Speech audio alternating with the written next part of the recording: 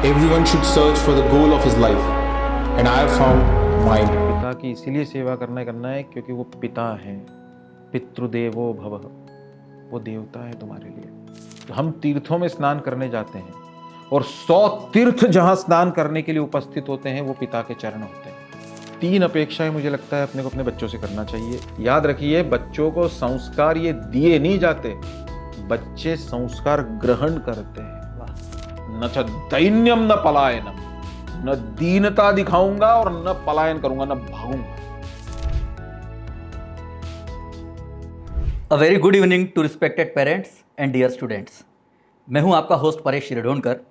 For a long time student और parents की तरफ से एक डिमांड थी कि एक ऐसा सेशन रखा जाए जिसमें दोनों से रिलेटेड क्वेश्चंस के सॉल्यूशन मिल सके, और इसी को ध्यान में रखते हुए एक सीरीज ऑफ क्वेश्चनियर सेशन उत्कंठा शुरू किया जा रहा है, जिसका पहला सेशन आज रखा गया है। और हमारा सौभाग्य है कि आज के इस सेशन में आपके क्वेश्चंस के आंसर देने के लिए हमारे साथ प्रोफेसर विपिन जोशी सर मौजूद हैं। Sir, most welcome to you. Session की शुरुआत में मैं आप सभी को विपिन सर का एक संक्षिप्त परिचय, शॉर्ट इंट्रोडक्शन देना चाहूँगा। दो सर नीड नो इंट्रोडक्शन, फिर भी कुछ बातें सर के बारे में मैं शेयर करना चाहूँगा।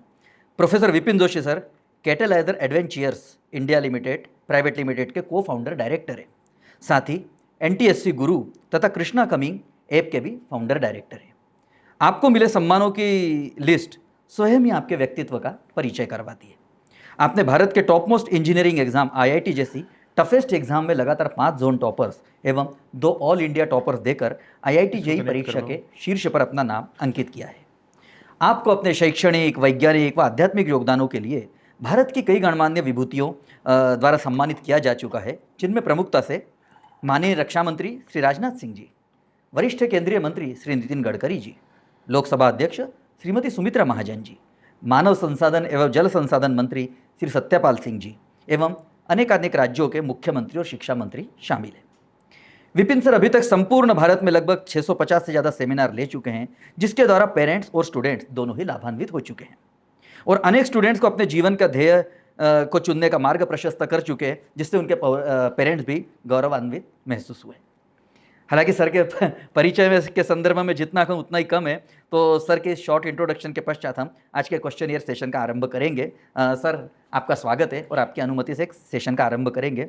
सेशन के आरंभ में कुछ बोलना चाहूँगा।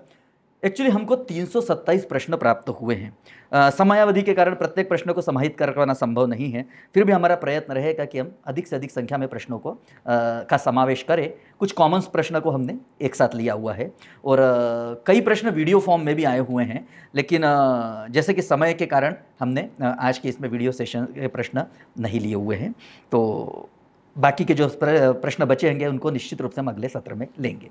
तो सर, आज के सेशन का आरंभ करते हैं। पहला प्रश्न जतिन गुप्ता जी का है, और चेतन खरोल जी का भी उनके से मिला जुला प्रश्न है, स्टूडेंट है सर। उनका कहना है, नमस्कार सर, मैं यह तय नहीं कर पा रहा हूँ कि मुझे ज़िंदगी से क्या चाहिए और मैं क्या बनना चाहता हूँ, और मैं इस कठिन और थकाऊ प्रक्रिया का पालन क्यों कर रहा हूँ। हालांकि हर दिन मुझे कुछ न कुछ सिखा रही है, लेकिन आखिर मैं यह सब क्यों करूँ। सच कहूँ तो मुझे अंदर से पता है कि यह मुझे कुछ बेहतर जरूर सिखाएगा, लेकिन इस बारे में मैं आपकी राय जानना चाहता था। जतिन जी का प्रश्न है, और इससे संबंधित प्रश्न चेतन जी का भी है। सर, पढ़ाई करते समय मन पढ़ाई में नहीं लगता है, पर बाद में पछतावा भी होता है कि पढ़ाई क्यों नहीं की। मन एक जगह स्थिर नहीं रहता है, पढ़ाई करने की इच्छा तो होती है लेकिन ध्यान नहीं लग पाता है। कृपया मार्गदर्शन करें। दोनों प्रश्न एक जैसे नहीं है, वो अलग है। चेतन जी, पहले मैं आपके प्रश्न का उत्तर देता हूँ, लेकिन उसके पहले मैं एक चीज़ क्लियर कर दूँ कि इस संसार में श्रेष्ठ की परिभाषा ये भगवान के अलावा और कोई नहीं है। मैं आपको जो उत्तर दूंगा वही फाइनल उत्तर है, वही एब्सोल्यूट उत्तर है, वही श्रेष्ठ उत्तर है। यह मानना कितना सही है मुझे पता नहीं। मैं कोशिश करूंगा कि वो उत्तर गलत ना हो, इसी का प्रयत्न कोई मनुष्य कर सकता है। जैसे मान लीजिए, मैं अगर इसी साल, या आपने अभी 11th में और आपने फिजिक्स सब 11th का पढ़ना शुरू किया, तो आपके फिजिक्स का स्तर और शायद उपमन्यु सर के फिजिक्स के स्तर में बहुत अंतर है। पर उसका एक बहुत बड़ा कारण ये भी रहता है कि पढ़ाते हुए जब 20 साल हो जाएं, तो हो सकता है 20 साल बाद आप भी उस स्तर को अचीव कर जाएं। तो इसको उसी तरह से देखना चाहिए कि it is as parallel as this, कि वो बस कुछ थोड़ा सा आगे है वाली स्थिति है। कुछ ज़्यादा समझ ली थोड़ी दुनिया, तो उसी हिसाब से मैं उत्तर दूंगा। चेतन जी, जो आपका प्रश्न है वो ये है कि मैं ये सब क्यों करूं, why this, very tiring process, very desponding at times, feeling dejected at desponded कि मेरे रैंक नहीं आ रही है, मेरे नंबर नहीं आ रहे हैं, फिर भी ये सब इतनी थकाऊ प्रोसेस क्यों करना। तो मेरा पहला प्रश्न आपसे उल्टा ये रहेगा कि ये जो आपकी विरक्ति दिख रही है मुझे, ये विरक्ति राजा की विरक्ति है या भिक्षुक की विरक्ति है, खुद से पूछना। इसका मतलब ये है कि कई बार क्या होता है कि जब हमें अच्छे नंबर्स नहीं आते या हमें कभी कभी ऐसा लगता है कि probably this is not my cup of T, शायद आईआईटी प्रिपरेशन मुझसे उतनी हो नहीं रही है, इतना मेहनत कर रहा हूँ लेकिन फिर भी नंबर्स नहीं आ रहे, मार्क्स नहीं आ रहे, लिस्ट देखता हूँ तो मेरा नंबर नीचे दिखता है, पेरेंट्स को भी उत्तर देना है, तो हम कहीं ना कहीं हमारा मन अपने पक्ष में ये तर्क गढ़ने लगता है कि शायद ये चीज़ मेरे लिए नहीं है। ऐसा मैं ये नहीं कह रहा कि आपको ऐसा होगा, लेकिन ऐसा हमारा मन एक तर्क गढ़ता है। उस समय हमेशा हमें खुद से पहला प्रश्न करना चाहिए कि ये जो मेरी विरक्ति आईआईटी के लिए हो रही है, या ये जो मेरी विरक्ति हो रही है कि I am not getting good marks और इसीलिए, इसका कारण वही तो नहीं है जो विपिन सर कह रहे हैं। घर में किसी के खटपट हुई तो उत्तर प्रदेश में कहावत थी कि घर में हुई खटपट बाबा चले मठ पर। तो वैसे तो हम बाबा जी बनना कभी पसंद नहीं करेंगे। राम ये राजा हुए, राजा हो सकते थे अगले दिन, और फिर जाकर उन्होंने वनवास लिया, तब वो हमारे भगवान हैं। इसीलिए पहले किसी स्टूडेंट ने खुद से पूछना चाहिए कि क्या ये जो मुझे टायरिंग प्रोसेस लग रही है, क्या ये जो मुझे ऐसी प्रोसेस लग रही है which is probably not yielding the fruits as I expected, इस कारण से तो कहीं ये प्रश्न नहीं है कि जीवन का इसका उद्देश्य क्या है। दूसरा इसका प्रैक्टिकल कारण ये है कि ये जीवन बहुत बड़ा है। इस जीवन में आपको बहुत सा अभी जीवन यापन आपको करना है। अभी उस जीवन यापन के लिए आज जो आपका स्वाभाविक धर्म है वो अगर नहीं किया तो फिर कल वो समय शेष नहीं रह जाएगा। जैसे हर समय हर चीज़ का एक समय है। आज अगर अपन सोचे कि दादाजी आईआईटी की तैयारी करें तो वो पॉसिबल नहीं है। और आज अगर मैं तुमसे कहूँ कि तुम उतने आध्यात्मिक हो के उतनी माला जप की फेरने लग जाओ, वो तुम्हारे लिए संभव नहीं है। क्योंकि कारण ये है कि हर उम्र का एक धर्म है। आप देखिए, नाक अपना धर्म निभा रही कि नहीं निभा रही लगातार श्वास लेने का, आंखें अपना धर्म निभाती कि नहीं निभाती देखने का। तो वैसे ही ये विद्यार्थी काल है, इस स्टूडेंट लाइफ में ये आपका धर्म इसीलिए है कि अगर ये धर्म इस समय नहीं किया तो जीवन इतना बड़ा है कि उस समय जो दुख होगा कि काश उस समय कर लेते, फिर कुछ हमारे हाथ में शेष नहीं रह जाता। मान लीजिए मैं अभी इलेक्ट्रिक व्हीकल्स के युग चल रहा है, मान लीजिए आपने इलेक्ट्रिक व्हीकल ले ली, मैं इसको कुछ इस तरीके से आपको बता देता हूँ, और वो इलेक्ट्रिक व्हीकल की रेंज है मान लीजिए कि 300 किलोमीटर तक चलेगी जितनी चार्जिंग हो गई, या मान लीजिए अपन पेट्रोल की गाड़ी पकड़ लें और मालूम पड़ा कि अगले 500 किलोमीटर तक कोई पेट्रोल पंप नहीं है और कोई ड्राइव कर रहा है, तो उसको क्या इसका अधिक ध्यान नहीं रखना चाहिए कि एक पॉइंट के वहां तक ही ये आखिरी पेट्रोल पंप है, इसके बाद 400-500 किलोमीटर तक पेट्रोल पंप नहीं मिलेगा। So he would be more cautious for the same reason that now it becomes the prime dharma कि मैं गाड़ी में अभी पेट्रोल भराऊं। इसलिए एक बात हमेशा याद रखना बेटा, ये चीज़ इसीलिए अपने को टायरिंग लगती है कि इस संसार में कोई भी कीमती चीज़ कोई भी कीमती चीज़ ये बिना मेहनत के नहीं है। हमें अपना स्वास्थ्य बनाना है, फिटनेस पाना है, विराट कोहली बनना है तो छोले भटूरे छोड़ने पड़ते हैं। हमें विराट कोहली सचिन तेंदुलकर बनना है तो हमें बहुत मेहनत करनी पड़ती है। हमें पंडित भीमसेन जोशी बनना है तो सुबह 4 बजे उठ के ब्रह्म मुहूर्त में साधना शुरू करनी पड़ती है। फिटनेस के लिए बहुत एक्सरसाइज करनी पड़ती है। लेकिन बीमार पड़ने के लिए दुनिया में कोई करने की जरूरत पड़ी क्या आज तक? तुम अपने आप बीमार पड़ गए। Suggesting a very principle of this nature and life, और वो सिद्धांत ये कहता है कि कठिन चीज की कीमत है और वो कीमत चुकाने में मनुष्य रेजिस्ट करता है। मनुष्य यानी उसका मन रेजिस्ट करता है। मन रेजिस्ट करता है तो हमेशा ये बात याद रखो, उस समय अपने को, अब जैसे तुम्हारा जो क्वेश्चन है कि ये टायरिंग प्रोसेस है तो फिर इतनी मेहनत क्यों करनी, तो जैसे मैंने तुम्हें ये कहा कि उसका सबसे सरल कारण ये है कि ये हमारा काल धर्म है। इस समय अगर पढ़ाई नहीं की तो जो कल जीवन में होगा उस समय पछताने पे हमारे हाथ में कुछ नहीं रहेगा। थोड़ी सी मेहनत और शायद मैं कुछ कर जाता अच्छा, तो ऐसा न हो इसके लिए ये है। अगला प्रश्न सारंग कुलकर्णी जी का है सर, स्टूडेंट है। सर, मैं आईआईटी एस्पिरेंट हूँ, क्या ऐसा कोई एविडेंस आप अभी दे सकते हैं जिससे मुझे विश्वास हो कि हमारा देश एंशियंट काल से साइंस में एडवांस स्टेज में था?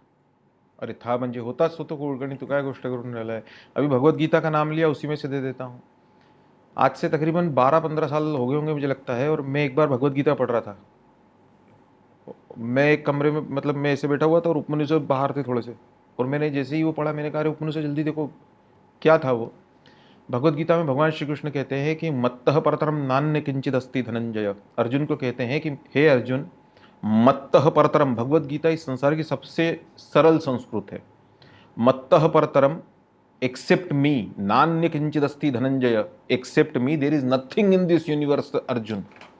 और आगे भगवान कहते हैं कि मत्तः परतरम नान्य किंचित अस्ति धनंजय मयि सर्वमिदं प्रोतम सुत्रिमणिगणा इव। I am embedded in this universe as the universe is embedded into me like pearls in the strings. Now, could you exactly correlate it with the string theory going on, which is probably considered as the latest in the business? भगवान श्री कृष्ण कहते हैं कि अब पढ़िए इसको वापस से, क्या कहा? मत्तः परतरम नान्य किंचित अस्ति, there is nothing except me in this universe Arjun. Universe में भगवान कहना चाह रहे दृश्य अदृश्य व्यक्त अव्यक्त, ये सारी चीजें इंद्रियों के वश में, इंद्रियों के न वश में, सब कुछ में ही हूं। अब आप सोचिए कि आप ये कहते हैं कि नहीं कहते हैं, आज क्वांटम मैकेनिक्स सारी चीज़ें कह रही है कि नहीं कह रही है कि ये जो ग्लास आपको दिखाई दे रहा है ये भी एनर्जी है। वाइब्रेशंस के एम्पलीट्यूड अलग अलग है। पार्टिकल और वेव थ्योरी ये आप जानते हैं, है ना। पार्टिकल लेसर एम्पलीट्यूड के वाइब्रेशंस वाला है और जो आपको वेव दिखाई दे रही है वो लार्जर एम्पलीट्यूड के वाइब्रेशंस वाला है, लेकिन है सब कुछ एनर्जी। और भगवान कहते हैं E=mc²। इसको आप आइंस्टीन के सिद्धांत तो क्या कहते थे? यही तो कहते थे कि energy can manifest itself into mass and vice versa. और इसका उल्टा भी सच है। हम रामायण महाभारत सीरियल देखते थे और देखते थे एकदम कोई ऋषि मुनि गायब हो गए और हिमालय पे ढैंड प्रकट हो गए, हम हंसते थे, हम भारतीय लोग हंसते थे, हमको लगता था ऐसा कुछ होता है क्या कुछ। लेकिन आज आप आइंस्टाइन की थ्योरी के हिसाब से सोचिए कि मास अपने आप को एनर्जी में कन्वर्ट कर सकता है और electromagnetic waves travel with speed 3 lakh kilometre second, एक सेकंड में 3 लाख किलोमीटर, जबकि हम इंदौर में बैठे हुए यहाँ से हिमालय 1000 किलोमीटर है, बस 1200 किलोमीटर जा सकता। 3 लाख किलोमीटर एक सेकंड में ट्रेवल कर सकता है और एनर्जी वापस से अपने आप को मास में मैनिफेस्ट कर सकती है। सो बहुत सारे उदाहरण है। और universe is embedded into me as I am embedded into universe. मैं ब्रह्मांड में और ब्रह्मांड मुझ में गुथा हुआ है, जैसे पर्ल्स इन द स्ट्रिंग। क्यों कहा भगवान ने? क्योंकि जब हम हार बनाते हैं भगवान के लिए, तब मोतियों में धागा है या धागे में मोती हम कह नहीं सकते। तो उसी तरीके से, क्योंकि मैं ही उससे, मुझसे ही बना है और मैंने ही बनाया है, इस तरीके से वो गुथा हुआ है। यही अब स्ट्रिंग थ्योरी कहती है। बहुत बहुत धन्यवाद सर। बहुत ही वैदेही गर्ग जी का अगला प्रश्न है, ये भी स्टूडेंट है सर। इनका प्रश्न है, नमस्कार सर, मेरा प्रश्न कुछ इस तरह से है कि जैसे त्रेता युग में भगवान श्री रामचंद्र जी ने अधिकारों का त्याग करने की शिक्षा दी थी परिवार के लिए, वहीं कि अपने परिवार में अपने अधिकारों का त्याग कैसे किया जाए, वही द्वापर युग में भगवान श्री कृष्ण जी ने धर्म की रक्षा के लिए अपने ही परिवार के खिलाफ, ये you are already commenting, she is already commenting धर्म की रक्षा के लिए, चल दे कि हाँ, अपने अधिकारों की रक्षा के लिए, अपने अधिकारों, परिवार के लिए अपने अधिकारों की रक्षा के लिए शस्त्र उठाने की शिक्षा दी। तो इनमें से क्या आचरण सही है सर? और अभी कलयुग चल रहा है, तो इस कलयुग में मेरा आचरण कैसा हो? वाह, बहुत बढ़िया। देखिए, पहले तो ये बात समझ लीजिए कि भगवान राम का जीवन यह अनुकरणीय है, जैसा किया वैसा करने योग्य। और भगवान कृष्ण का जो जीवन है वो अनुसरणीय, उसमें उसका सार तत्व ग्रहण करके अपने को करना है।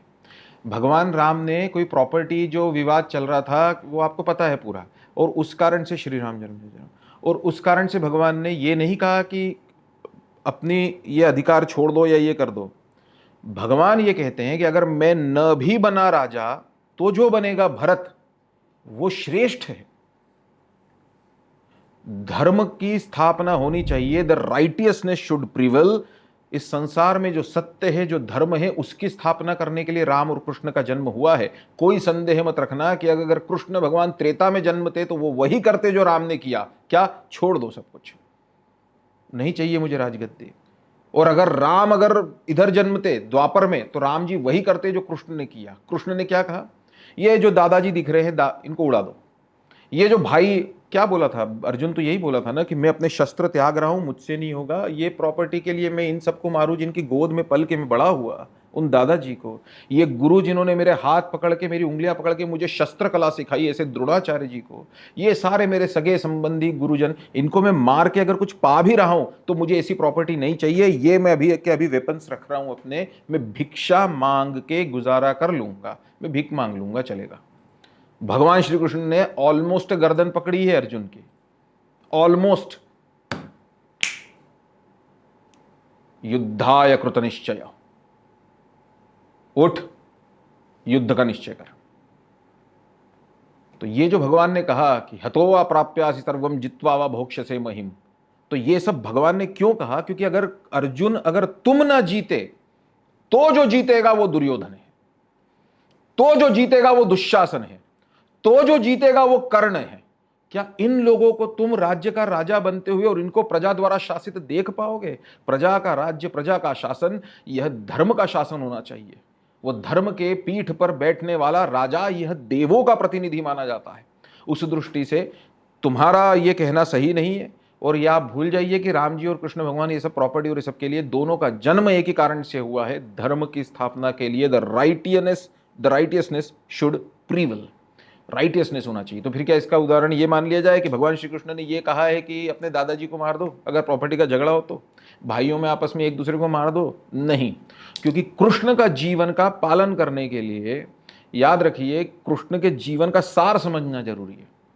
राम का जीवन डायरेक्टली अनुकरणीय है। इसलिए आपने एक बात नोटिस नहीं की, भारतीय जनमानस के जीवन में, in the very everyday human national life of this continent rather, हमने राम को आदर्श माना। जी नहीं, जी जी। बच्चा हुआ तो हमने क्या कहा? राम जी की कृपा से वाह वाह राम जी जोड़ी क्या बनाई। जी नहीं, राम ऐसा हो जाए, अपन ने अपने गानों में यही कहा। कोई चला गया भगवान के पास तो राम नाम सत्य हमने कहा। तो हमारे जीवन के सब दूर, हमको अच्छा लगा, हमको बुरा लगा, राम राम राम राम राम, हमने हर तरफ राम को आदर्श माना। और इसका अर्थ ये नहीं कि कृष्ण आदर्श नहीं है, लेकिन कृष्ण का जीवन समझना यह कठिन है। राम का शब्द आप देखो, र आ म, कोई मात्रा नहीं, कोई मिश्र शब्द भी नहीं, मात्रा भी नहीं, और कोई मिक्स्ड शब्द भी नहीं। आप कृष्ण लिख के देखो, क त्याच्यामध्ये रुची मात्र। षटकोण आप देखिए, षटकोण का उपयोग अपन अपने जनरली लेखन में कहां करते हैं? बहुत ज्यादा, वो भी आधा। ण का उपयोग आप कहां करते हो? जी। तो कृष्ण का चरित्र ये समझना बहुत कठिन है। देश काल परिस्थिति अनुसार दोनों ने फैसला लिया। गोली किसी को मार देना, उसका हत्या करना होता है, लेकिन सैनिक अगर जब अभी सिंदूर ऑपरेशन हुआ और हमने दूसरों को मारा तो हमने उनकी हत्या नहीं करी, हमने उनका वध किया। तो इसीलिए देश काल परिस्थिति अनुसार दोनों ने निर्णय लिया। धर्म की परिभाषा ये देश काल के अनुसार होती है। हंसना अच्छा है, अच्छा है ना जी, स्वास्थ्य के लिए अच्छा है। हंसाना पुण्य है, हंसाना पुण्य है। लेकिन हम किसी की गमी में बैठने गए, किसी घर पे मृत्यु हो गई किसी की, और वहां बैठने को और वहां जोर जोर के हंसने लगे कि हंसना तो बहुत अच्छा है, हमारे सर ने कहा है। हंसाना तो और पुण्य है। उसके बेटे को बोले तुम भी हंसो, तो क्या ये उस जगह का धर्म है? नहीं। तो जगह के हिसाब से धर्म तय होता है, देश यानी स्थान के हिसाब से धर्म तय होता है। हम अभी चप्पल पहन के, जूते पहन के मैदान में घूमते हैं, हम मंदिर में जूते पहन के जाते हैं क्या? नहीं, क्योंकि उस जगह का धर्म अलग है। और काल मतलब समय के हिसाब से धर्म तय होता है, कारण के हिसाब से धर्म तय होता है। जैसे मैंने आपको बताया, मैं किसी को गोली मार दूं मुझे फांसी, सैनिक मारे उसको परमवीर चक्र। तो इसीलिए भगवान राम और कृष्ण ने जो किया वो उस समय की आवश्यकता थी, उस समय की आवश्यकता के अनुसार किया। भगवान के जीवन का सार ग्रहण करना चाहिए, और उसके लिए अगर कृष्ण को समझना है तो श्रेष्ठ भगवद गीता है। वाह, श्री राम। बहुत ही सुंदर सर। मतलब निश्चित रूप से सभी को इस प्रश्न से बहुत अच्छा लगा होगा। सानिध्य पाटीदार जी का प्रश्न है सर, अगला स्टूडेंट है। इनका कहना है, नमस्कार सर, मैं बहुत ज़्यादा ओवरथिंक करता हूँ। मैं छोटी छोटी बातों को बड़ा बनाकर सोचता हूँ, और इसी वजह से अगर कोई मुझे छोटी सी बात भी कह देता है तो मुझे बहुत बुरा लगता है और बहुत तकलीफ भी होती है। मैं इस आदत से छुटकारा पाना चाहता हूँ। ध्येय बड़ा हो तो बातें छोटी होती हैं, और ध्येय ही ना हो तो बातें बहुत बड़ी होती है। मैं आपका बहुत सरलता से उदाहरण देता हूँ। हमारी इंद्रियों को भूख लगती रहती है, हमारी इंद्रिय खाना मांगती है। जैसे उदाहरण के तौर पे एक सीरियल, एक टीवी पे एक कार्यक्रम आता था, बिग बॉस। वो बिग बॉस कार्यक्रम में क्या करते थे, एक बड़ा सा घर लेते थे। वो जिसने भी उसको बनाया है ना, उसने ह्यूमन लाइफ को समझा, उसने ह्यूमन बिहेवियर को समझा। बिना ह्यूमन बिहेवियर को बहुत केयरफुली और डीप ऑब्जर्व किए बिग बॉस जैसे कार्यक्रम की कल्पना हो ही नहीं सकती थी। क्यों? क्योंकि बिग बॉस वालों ने क्या किया, एक बड़ा सा घर ले लिया, उसमें सब आंगन और वो स्विमिंग पूल और दुनिया भर की चीजें, और उसमें कुछ इंसानों को रख दिया। अब एक had it not been started and aired, अब वो अगर नहीं आता आज तक, तो आपको अगर हम पूछते कि कैसा लगा कॉन्सेप्ट, तो आप बोलते इसमें क्या करना, जैसे वो क्या करेंगे लोग, इंसान आधे घंटे देखेंगे, उसके बाद कौन देखेगा उसको। लेकिन जिसने बनाया, someone who devised this program was an amazing genius as far as the human understanding is considered, the human behavioral understanding is considered. Why? इंसानों को एक जगह रख दो जो एक दूसरे को जानते भी ना हो, जो बहुत शांत नेचर के भी हों, उनकी इंद्रियों को वो मिलना बंद हो गया जो अदरवाइज उनको बाहर मिलता था। बाहर वो पेपर पढ़ते थे, टीवी देखते थे, हंसते थे, पार्टी करते थे, लड़ते थे, ये करते थे, वो जॉब पे जाते थे, बिजनेस करते थे, एक्टिंग करते थे, सब करते थे। अब वो सब बंद, टीवी भी नहीं, न्यूज़पेपर भी नहीं, ये एक घर की दुनिया ही बस, यही 4-5 लोग या 8 लोग, बस यही। तो धीरे धीरे उनमें क्लैशेस शुरू हो गए। वो क्लैशेस होना इनएविटेबल था। क्यों था समझिएगा, हमारी इंद्रियों को भूख होती है। आपको आंखें दी भगवान ने, प्रयत्न करके देखिए, प्रयत्न, मैं आपसे एक सिंपल उदाहरण पूछता हूं, प्रयत्न करके देखिए कि 2 दिनों तक आप आंखें ही नहीं खोलेंगे, नहीं हो पाएगा, नहीं हो पाएगा, आई गारंटी। आप थोड़ी देर के लिए कोशिश करिए कि आप अपने कान जो है ना, उनको 2 दिन के लिए बंद रखें, बहुत मुश्किल पड़ेगा। नाक के लिए तो मैं कहूंगा ही नहीं, नहीं तो आप मुझ पे आ जाएंगे कि नाक को बंद कर लीजिए 2 दिन तक। क्यों है ये? क्योंकि वो इंद्रियों की भूख है, वो इंद्रियों का धर्म है ना। अब उस इंद्रियों की भूख को पूरा करने के लिए आप क्या कर रहे हैं? क्या नाम है विद्यार्थी से? सानिध्य। सानिध्य। तुम क्या करते हो? उन इंद्रियों को और कुछ काम नहीं है। बोले नहीं नहीं सर, मैं तो पढ़ाई करता हूँ, मैं तो स्कूल भी जाता हूँ, मैं तो सब करता हूँ। हाँ, तुम्हारा गोल वैसा नहीं है कि जो तुम्हारी इंद्रियों को उस भूख की पूर्ति कर दे। उदाहरण, मान लो कि मैं राजवाड़ा पे बैठा हूं, खड़ा हूं, और हम लोग कुछ बातें कर रहे हैं इसी से, है ना। अब मैं घर आ गया, किसी ने मुझसे पूछा कि आप राजवाड़ा पे उनके साथ बात कर रहे थे, मैं कहा वो आपके पीछे एक कचौड़ी वाला, आलू बड़ा वाला खड़ा था, उसने पास वाले को कुछ बोला और उसने फिर इसका उत्तर क्या दिया, बताइए हमको। उस समय आपके जस्ट पास में था वो, आप बता सकते हैं? नहीं। नहीं, क्यों? कान तो खुले थे, कान का काम तो सुनना है। हमेशा एक बात याद रखना सानिध्य, जब हम खुद को अपने किसी ध्येय के लिए अप्लाई नहीं करते हैं, तब हमको बाहर की चीजें अफेक्ट ज्यादा करती हैं, और जब हम किसी ध्येय को बड़ा बना लेते हैं, तब हमारे लिए ये सारी चीजें इमटेरियल या गौण हो चुकी होती हैं। आज नरेंद्र मोदी देश के प्राइम मिनिस्टर हैं, भारत में सबसे ज्यादा गालियां उन्हीं को पड़ती होगी। कई बार हम घर पे बैठ के बातें करते रहते हैं कि बाप रे काय मनुष्य, इधर अमेरिका वाले इतना टैरिफ लगा रहे हैं, उधर चाइना का ये हो रहा है, अभी ऑपरेशन सिंदूर चला, इधर वो लोकसभा में उसको गालियां पड़ रही है, ये इधर किसानों के वो आंदोलन हो रहे, कितना मनुष्य को है। अब आप मुझे सोच के बताइए, वो अगर आपके जैसा हो जाए। अब मैं आज सुबह की घटना बताता हूँ। आज सुबह न्यूज़ में आ रहा था कि prime minister Modi seems to be very tense, क्योंकि अमेरिका ने 50% टैरिफ लगा दिया इंडियन इस पे।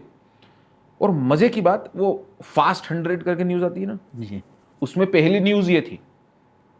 दूसरी न्यूज़, वो धराली में अभी जो लैंडस्लाइड हुई और प्राइम मिनिस्टर मोदी ने हिमाचल प्रदेश के सारे मेंबर ऑफ पार्लियामेंट्स को बुलाया और उनसे कंसल्ट किया कि अब आपको कैसे कैसे वहाँ पे सेवा करनी है, यानी जो।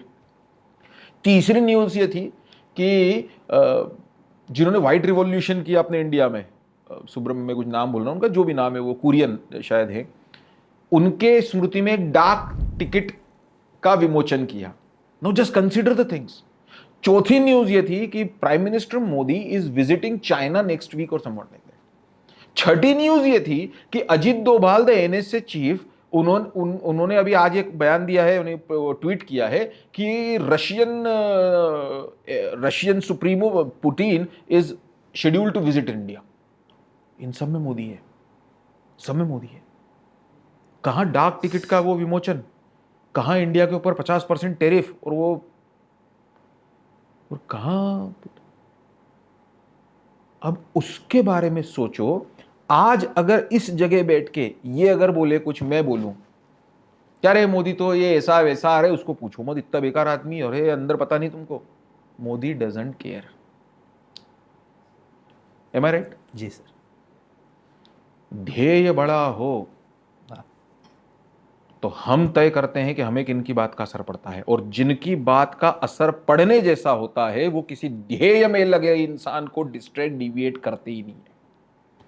रात को 3 बजी हो, 2 बजी हो, और कोई एक नया नया क्रिकेट सीखने वाला लड़का अपने नेट्स में प्रैक्टिस कर रहा हो बॉलिंग की, स्टंप लगा के अकेले ही बोल्ड करने की, so to get dot on place, और उधर से तेंदुलकर की गाड़ी निकल रही हो बाहर से रोड से, तेंदुलकर कभी भी ये नहीं करेगा कि अपनी गाड़ी रोक के उसको बोलेगा या फिर वहीं से बोलेगा कांच खोल के, अच्छा अगला कपिल देव तू ही होने वाला है, क्योंकि तेंदुलकर ने ऐसी बहुत रातें गुजारी है।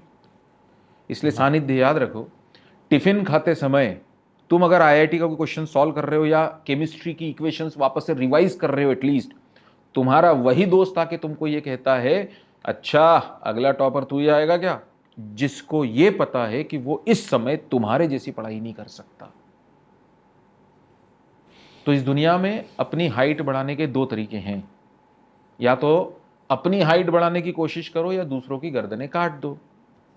दूसरों की गर्दनें कट गई, जैसे हम मुझसे अपन प्रवीण नाथ जी महाराज म्हणतात ना कि इंदौर को स्वच्छ बनाने में हमारा योगदान क्या होना चाहिए, क्या होना चाहिए। तो इंदौर को स्वच्छ बनाने में एक योगदान तो ये है कि हम इंदौर को स्वच्छ रखें, एक और योगदान भी हो सकता है, और वो ये है कि जिस शहर जाओ उसको बहुत गंदा करो ताकि हम अपने आप फर्स्ट आ जाए तो हमारा कहना यह है, सानिध्य अपने गोल में डिसॉल्व की कमी के कारण हमें दूसरों के शब्द सुनाई ज्यादा देते हैं, क्योंकि इंद्रियों को भूख है, इंद्रियों की भूख, वाह क्या मजा आया आज फिजिक्स पढ़ने में, वाह मेरा मैथ्स का ये वाला कॉन्सेप्ट तो पहले से कल से बेहतर है, कल ये इस टाइप के क्वेश्चन मुझसे नहीं हो रहे थे, आज मैंने 2 क्वेश्चन बना लिए इस टाइप के। ये जिस दिन आनंद की प्राप्ति इंद्रियों को हो जाती है, फिर उसे कोई लेना देना नहीं, त्याला काही घेणं देणं नसतं। आई बेट, आई गॅरंटी। बहुत बहुत धन्यवाद सर। श्री राम। अगले प्रश्न की तरफ चलेंगे। अगला प्रश्न सर दृक्षा जी का है, दृष्का जी का, सॉरी, स्टूडेंट है। नमस्कार sir, is it okay to be in a relationship during teenage? It's teenage, not teenage. Drishika, everything is fair, everything is okay unless and until you are ready for the consequences. At the end of the day, it's your prerogative. You know, you're gonna be doing whatever you wanted to. Even if I'm gonna be probably spending next 10 days giving some pravachans on these things, you will not listen to me. Because a person does only the thing which he loves to do. Done. इस संसार में तुम्ही हिंदी करू शकतात का प्रश्नाचं? हो, राहू द्या, करू नाही करून दो। हाँ करून द्या, आता काय आता प्रश्न आहे तो, आता काय करायचं? उनका कहना यह है, मैं हिंदी में एक बार बोल देता हूँ, कि क्या टीनेज के दौरान रिलेशनशिप में रहना उचित है? इस संसार में उचित और अनुचित की परिभाषा यह मनुष्य तय करता है, और वो ये सोच के तय करनी पड़ती है कि क्या इस समय वो उचित है और उसके कंसिक्वेंसेस के लिए क्या मैं तैयार हूँ। जैसे उदाहरण के तौर पे किसी स्टूडेंट को स्मार्टफोन इस्तेमाल करना चाहिए क्या? 1% भी नहीं। मेरा 10 साल 15 साल पहले का वीडियो अभी भी यूट्यूब पे चढ़ा हुआ है। क्यों? क्योंकि उस समय जो हमारा धर्म है वो मैथ्स के क्वेश्चन क्यों नहीं आ रहा है, क्यों नहीं आ रहा है, क्यों नहीं आ रहा है, इसमें और घुलना है। लेकिन अगर हमारे को ऐसा इतनी देर में एकदम टिंग करके आवाज आती है और हम वो इंस्टाग्राम पे लाइक करने बैठते हैं, तो वो जो हमें अपने आप से खींच होना चाहिए, वो जो हमें अपने आप से बहुत भयानक संघर्ष होना चाहिए कि क्यों नहीं आ रहा है ये क्वेश्चन, इस तरह से करके देख लिया, इस तरह से करके देख लिया, वो संघर्ष होता नहीं साहब, क्योंकि हम दुनिया में बटे हुए रहते हैं। इसलिए क्या किसी टीन ने स्मार्टफोन भी इस्तेमाल करना चाहिए? तो मेरा उत्तर होगा टीन ने नहीं, इस उम्र में नहीं। क्यों? क्योंकि इस युग का धर्म अलग है। अगर करने बैठा तो ये वैसा हो जाएगा, कई लोग बहुत सारे ज्ञान देते हैं और मैं उसको बिल्कुल डिस्कार्ड करता हूं। बिल्कुल जरूरी नहीं तुम मेरी बात मानो, अगर मानो तो ये मेरा मत यही है। क्या? इस संसार में एक रास्ता है जिसमें भयानक गड्ढे हैं, कीचड़ है, खाइयां हैं, और एक रास्ता है जिसपे नहीं है, बिल्कुल प्लेन है। कौन से रास्ते से जाना चाहोगी? एक रास्ता रात के समय जा रही हो, उसमें भयानक कुत्ते ही कुत्ते बैठ रहते हैं बिल्कुल, और दूसरे में बिल्कुल मेन रोड है, बढ़िया चलता रोड, किससे जाना पसंद करोगी?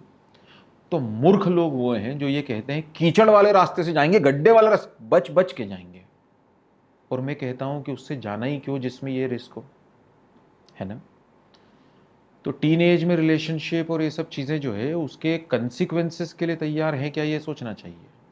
अगर कंसिक्वेंसेस के लिए तैयार हो तो दुनिया में बंगी जंपिंग भी की जा सकती है, दुनिया में पैराग्लाइडिंग भी की जा सकती है, दुनिया में आप बुर्ज कौन सा वो दुबई का है उस पर भी चढ़ सकते हो, ऐसे स्पाइडरमैन जैसे चढ़े ही लोग इस टाइप के। पर वो कंसिक्वेंसेस के लिए तैयार है। और अगर कंसिक्वेंसेस के लिए तैयार हो तो फिर तो वैसे भी इस प्रिपरेशन का कोई अर्थ नहीं है, अगर वही कंसिक्वेंसेस के लिए तैयार हो तो इसीलिए बहुत शांत रूप से समझना बेटा, इस संसार में मैं फिर कहूँगा, भगवान श्री कृष्ण ही कहते हैं कि धर्मो अधर्मो भवति धर्मा धर्म उभौरपि कारणात् देश कालस्य देश काल हितादृश। आज जो धर्म है मतलब जो सही है, धर्मो अधर्मो भवति, आज जो सही है वो कल गलत हो जाता है। धर्मा धर्मो उभौरपि, धर्मेण अधर्म, दीज आर द पर्यायवाची। मजे की बात भगवान कृष्ण कह रहे, ये एक दूसरे के सिनोनिम्स हैं। कारणात् देश कालस्य, उस समय तुम्हारा समय क्या है, आज तुम्हारा समय, आज न किया जीवन भर अपने आप को कहोगी कि you are an average person, अपने आप को कह दो कि तुम में वो चीज़ नहीं थी। हज़ारों लाखों कीड़े मकोड़ों जैसे हमने अपनी ज़िंदगी वेस्ट कर दी उस ज़माने में जिस समय हमें कुछ बनना था। या तो ये कह दो इसकी तैयारी हो तो वो करो। क्या वैसा करने से ये होता है? 99% होता है, 99% होता है। फालतू की फिल्मों पे मत जाओ। फिल्म वालों को क्या चाहिए, उनको तो मसाले बनाने हैं कि देखो हीरो आईपीएस की तैयारी कर रहा है, फिर उसके साथ में एक हीरोइन भी आईपीएस की तैयारी कर रही थी और देखो ऐसा हो गया, अरे वाह हीरो आईपीएस सिलेक्ट हो गया तो चलो मैं भी आईआईटी की तैयारी करती हूँ, मैं भी ऐसी कर। इस दुनिया में इंस्टाग्राम पे लोग वो मनाली के फोटो डालते हैं, पार्टी के फोटो डालते हैं, घर में कितने झगड़े हो रहे हैं उसको इंस्टाग्राम पे कोई डालता है क्या रिकॉर्ड करके? नहीं। तो फिल्में उन 0.1% को रिप्रेजेंट करते हुए बनाई जाती है, 99.9% को देखते हुए नहीं बनाई जाती, क्योंकि वो बिकता नहीं बेटा। तो जैसे मैंने अभी बताया कि प्यार हो जाए तो ऐसा हो जाए कि ऑर्गेनिक केमिस्ट्री, पूछो क्या पूछना है, aldehyde ketone, you go on asking, let the time and place be of your choice, CBSE, I am ready, पूछो क्या पूछना है। ये स्थिति तक आते आते लेकिन फिर वो मोबाइल पे बातें करना, मोबाइल पे टेक्स्ट करना, फिर वो मिलना, उन सब में याद रखना, प्रेम गली अति सांकरी जामे दो न समाए। प्रेम की गली बहुत सकरी है, उसमें दो नहीं समाते। तो ऐसा हमें लगता है कि बाकी आप उसके कंसिक्वेंसेस के लिए अगर मनुष्य तैयार हो तो आजकल तो दुनिया भर के लोग तो काउंसलिंग में आजकल तो बोल ही रहे मेरे ख्याल से। तो हमारा मानना जो हमने आपको बता दिया। राजेश हरोड़ी जी का प्रश्न है, पेरेंट्स हैं, इनका पूछना है कि नमस्कार सर, हमारे बच्चों से क्या दृशिका जी याद रखिएगा, श्री राम जय राम जय जय राम। निदा फाजली करके एक शायर था, मैं जब अपने क्लास 11th में था तब मैं उसकी बहुत एक कैसेट आई थी, आपको पता होगा, बहुत बहुत सुंदर लिखा था उसने। उसमें मुझे एक चीज़ इतनी अच्छी लगी थी जो मैं अपने कैटलाइजर के जीवन में कई बार लोगों को कह चुका हूँ, स्टूडेंट्स को कह चुका हूँ। उसने लिखा था कि सितारे तोड़ो या घर बसा लो।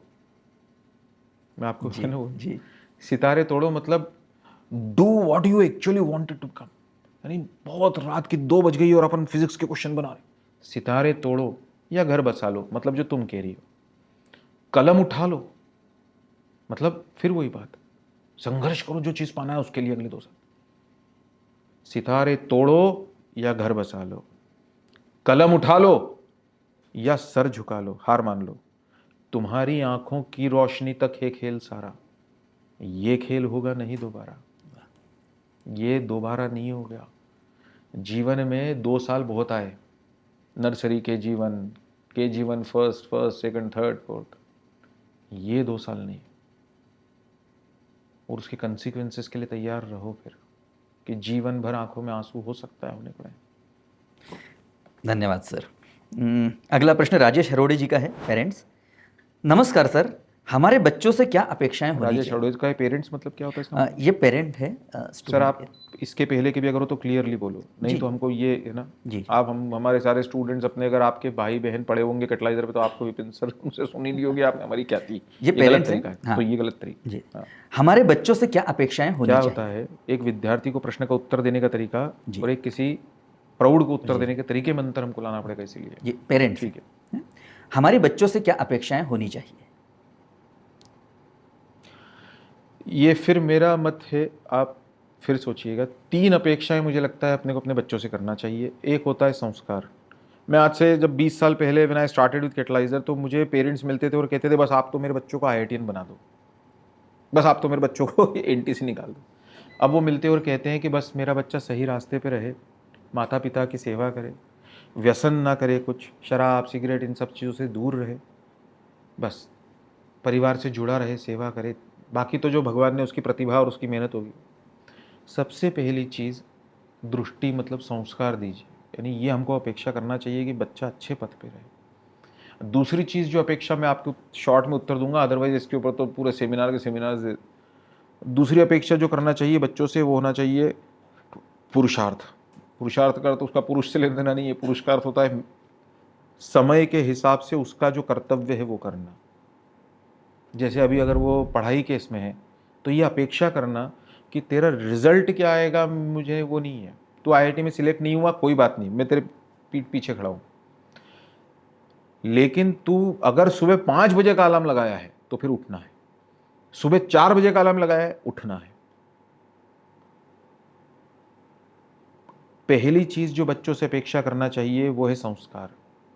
क्या आपका बच्चा रोज भगवान को शाम के समय दिया लगता है? मेरे ख्याल से हर हिंदू घर में अभी इतनी तो व्यवस्था बची होगी, उस समय भगवान को नमस्कार करता है? क्योंकि भगवान को नमस्कार करने का मतलब वो पोंगा पंडित नहीं है। आपके और मेरे पूर्वज जो है वो क्या पोंगा पंडित थे क्या? 7,000 साल वेदों को हो गए, जो फ्रीक्वेंसी सब वो उसके ऊपर बेस्ड है। 7,000 साल लिखे तक नहीं गए उसमें, हजारों साल तक तो सिर्फ गुरु ने शिष्य को बोले और शिष्य ने गुरु को, और ऐसा महान ज्ञान कि जिसमें एक रुचा एक ही हस्त मुद्रा को कॉरस्पॉन्ड करती है, लंबी चीज हो जाएगी। लेकिन रोज भगवान को नमस्कार करता है आपका बेटा शाम के समय? आपके अगर पिताजी मतलब दादाजी अगर बच्चे के घर पे हैं, दादी है, उनको पैर पड़ता है? घर पे अगर पिताजी या माताजी जो भी बड़े हैं उनके पैर पड़ता है उस समय? अगर नहीं पड़ता तो कृतज्ञता की भावना आप कहाँ से लाएंगे, ग्रेटिट्यूड की? ये रोज पोंगा पंडित थोड़ी था कि हमको भगवान से डर लगता है, पता नहीं कोई गरुड़ के ऊपर बैठे हुए आएंगे या कोई त्रिशूल फेंक देंगे। नहीं, ये इसीलिए था कि ये जो 2 हाथ 2 पैर, ये आंखें मुझे दी, ये मस्तिष्क दिया, ये सोचने समझने की शक्ति दी, ये ध्येय दिया, ये देव दुर्लभ मनुष्यों का जन्म दिया। हे भगवान, इसके लिए मैं आपका क्या है, आपको इसके लिए मैं कर सकता हूँ? बस इस हाथ जोड़ने के अलावा। दादाजी को जब नमस्कार करते हैं, दादी को नमस्कार करें, तो जब नीचे झुकता है बच्चा तो क्या उसके अंदर ये भावना रोज नहीं आती, या आना नहीं चाहिए कि ये तपोमय जीवन, ये वो मनुष्य हैं जिनके कारण, जिनकी गोद में मेरे पिताजी पल के बड़े हुए और उनके होने के कारण मैं यहां हूं। तो ये कृतज्ञता कितनी है। दादी की झुर्रियों को देखे तो उसको ये न दिखे कि क्या तपस्या इन्होंने की होगी, घर में आर्थिक स्थिति बुरी होगी, कोई आज के जैसे पैसे कारवार नहीं होंगे, लेकिन उतने कम पैसों में भी पीतल के डब्बों में छोटे छोटे से नोट बचा बचा के जब जरूरत पड़ती थी परिवार को तब दे के घर के सारे संबंधों को संभाला, सारे संबंध संभाले। कोई ऐसी घरों में नहीं लगे हुए थे। इन्होंने वो चीज, माता और पिता को जब पैर पड़े तो ये कृतज्ञ, तो ये हो रहा है कि नहीं हो रहा घरों में? ये संस्कार है। हमारे घर में खाना बनता है, पहली रोटी गाय की निकलती कि नहीं निकलती है? मैं एक बार मेरी आई को, हमें अमीरी के शौक चल रहा है कुछ सालों पहले, एक हो गए होंगे 8-10 साल तो हो गए होंगे आराम से, हमें नए नए पैसे थोड़े कैटलाइजर के है ना, लोग जानने लग गए थे इंदौर में सब लोग कि अरे विपिन जोशी, तो हमें अमीरी के शौक चल रहा है। तो हम क्या हुआ, वो क्या बोलते हैं उसको, टाउनशिप, हम अपने पैतृक निवास में रहते हैं, 1962 में बनाया था हमारे दादाजी ने वो, तो हमको टाउनशिप देखने गए, प्लॉट, की अब टाउनशिप में रहेंगे, आता माहीत पडलं की तिथे तो अरे बापरे असं असं जिम असतो आणि तिथे स्विमिंग पूल असतो आणि तिथे एक चौकीदार बसला राहतो आणि बरेच लोक सगळे श्रीमंत, हमको शौक चल रहा है, हम गए। हमारी आई पिताजी को भी हम लेके गए, जब हमने देख लिया उसके बाद में हमने सोचा, बताया उनको वहाँ जाके कि देखो ये प्लॉट है और ये देखो ऐसा, देखो बाहर वो सीसीटीवी और सब चौकीदार और ये और वो सब, यहाँ पे एक से एक श्रीमंत लोगों के प्लॉट है, देखो 5-5 हज़ार स्क्वायर फीट के हैं और ये वो। अब हमारी आई ऐसे देखती रही, अच्छा साधारण लोग। हमारी आई ने हमसे, हो गया, हमने पूछा कैसा लगा, जब लौट के आ रहे थे तो हमारी आई ने हमसे एक क्वेश्चन किया सिर्फ, और वो इनको पता है वो प्रश्न क्या किया, क्योंकि अभी जैसे आपको उत्तर दे रहे हैं, जैसे भगवान की दया, भगवान की कृपा है और हमारे पिताजी का आशीर्वाद है, 28 देशों के लोगों को हम ऐसे सत्र होते हैं उनको उत्तर देते हैं, तो हम वो सत्र में दे चुके इसलिए इनको पता है। हम जब लौट के आ रहे थे गाड़ी में तो हमने आई से पूछा कि आई, हमको बड़ी उम्मीद थी कि आई बोले कि बहुत बढ़िया, अच्छा। हमने आई से कहा कैसा लगा, तो हमारी आई का उत्तर पता है क्या था? अब उसे, उन्हें ये तो लगा, उसे हम इसलिए कह रहे हैं क्योंकि हमारे मराठी में, इनको पता है मराठी में वो तू बोलते हैं आई को हम लोग। तो हमारे आई ने बोला कि उसको ये लगा कि अब बेटा बेचारा इतनी उम्मीदों से लेके गया तो बुरा तो बोलना नहीं है, लेकिन उन दोनों का मन तो उधर ही, म्हाताऱ्यांची ती स्थिती असतेच, ते जुने लोकांची, बरोबर। तो हमारी आई ने हमें कहा की बेटा बाकी सगळं तर ठीक आहे, पण गाईला आपण पोळी देऊ तर गाय तर दिसून न राहिली कुठे पण, गाय को रोटी देनी है तो गाय तो दिखेगी नहीं, यहाँ पे गाय तो है ही नहीं यहाँ पे।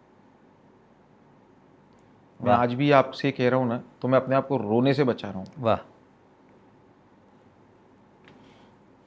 श्री राम जय राम जय जय राम। मैंने उसी गाड़ी में फैसला कर लिया, कुछ नहीं बोला, नहीं लेना।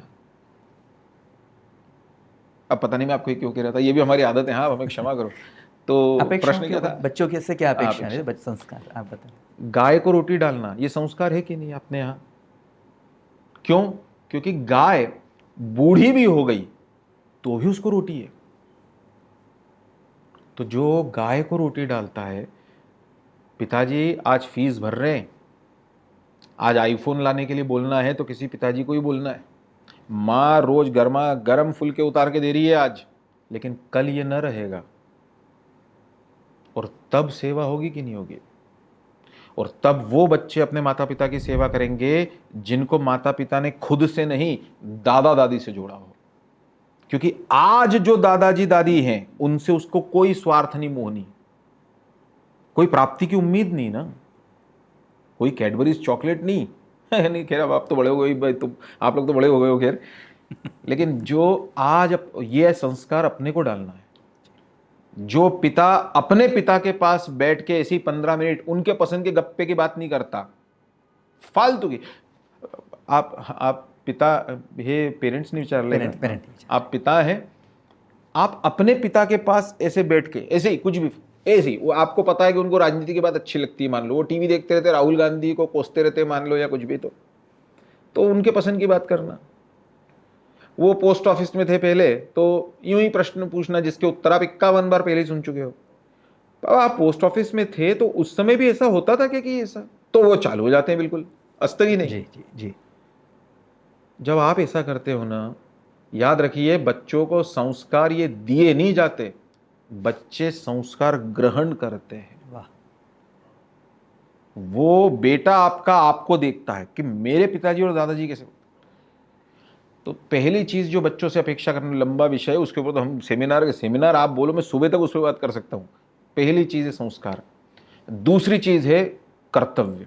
कर्तव्यों को अपने को अपेक्षा रखना चाहिए बच्चे से। ये बच्चे को बिल्कुल, ये कोई तुम्हें टेस्ट में अच्छे नंबर नहीं आए वो महत्व का नहीं, तुमने अपने जो उस समय कर सकते थे उस टेस्ट की प्रिपरेशन के लिए, या अपने आईआईटी की प्रिपरेशन के लिए, या 10वीं बोर्ड की प्रिपरेशन के लिए, वो किया कि नहीं, श्रेष्ठ। और तीसरी चीज जो उनसे अपेक्षा करना चाहिए वो ये है कि उनमें समाधानी वृत्ति आए, संतोष आए। देखिए साहब, जिंदगी में कल क्या होगा ये हम और आप नहीं जानते। एक दिन इसी किस्मत के कारण बन को गए थे रघुराई रे। सीता जी ने जीवन में एक बार भी धरती पे पैर नहीं रखा था, और बाद में क्या हुआ, एक वस्त्र दूसरी बार सीता जी ने नहीं पहना था, बाद में क्या हुआ।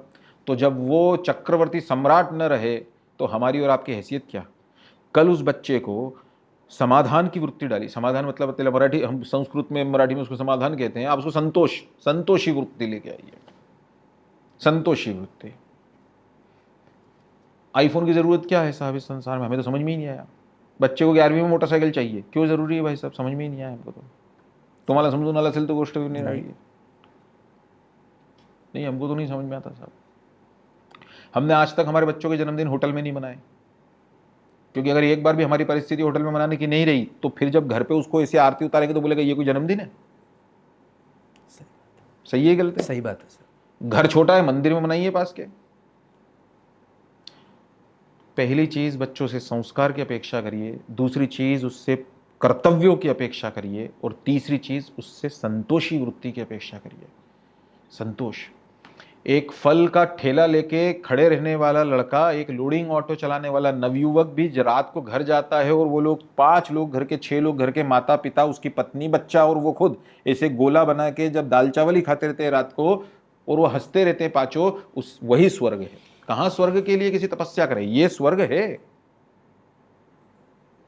और वहीं अमीर भी हो तो हमारे साकेत नगर की घटना इंदौर की, 6 महीने हो गए, एक फ्लैट के अंदर बदबू भयानक आने लगी, फ्लैट का दरवाजा तोड़ा गया, पुलिस को बुलाया तो पुलिस ने दरवाजा तोड़ा, पता पड़ा कि 6 महीने से एक बूढ़ी महिला अंदर मरी पड़ी हुई थी.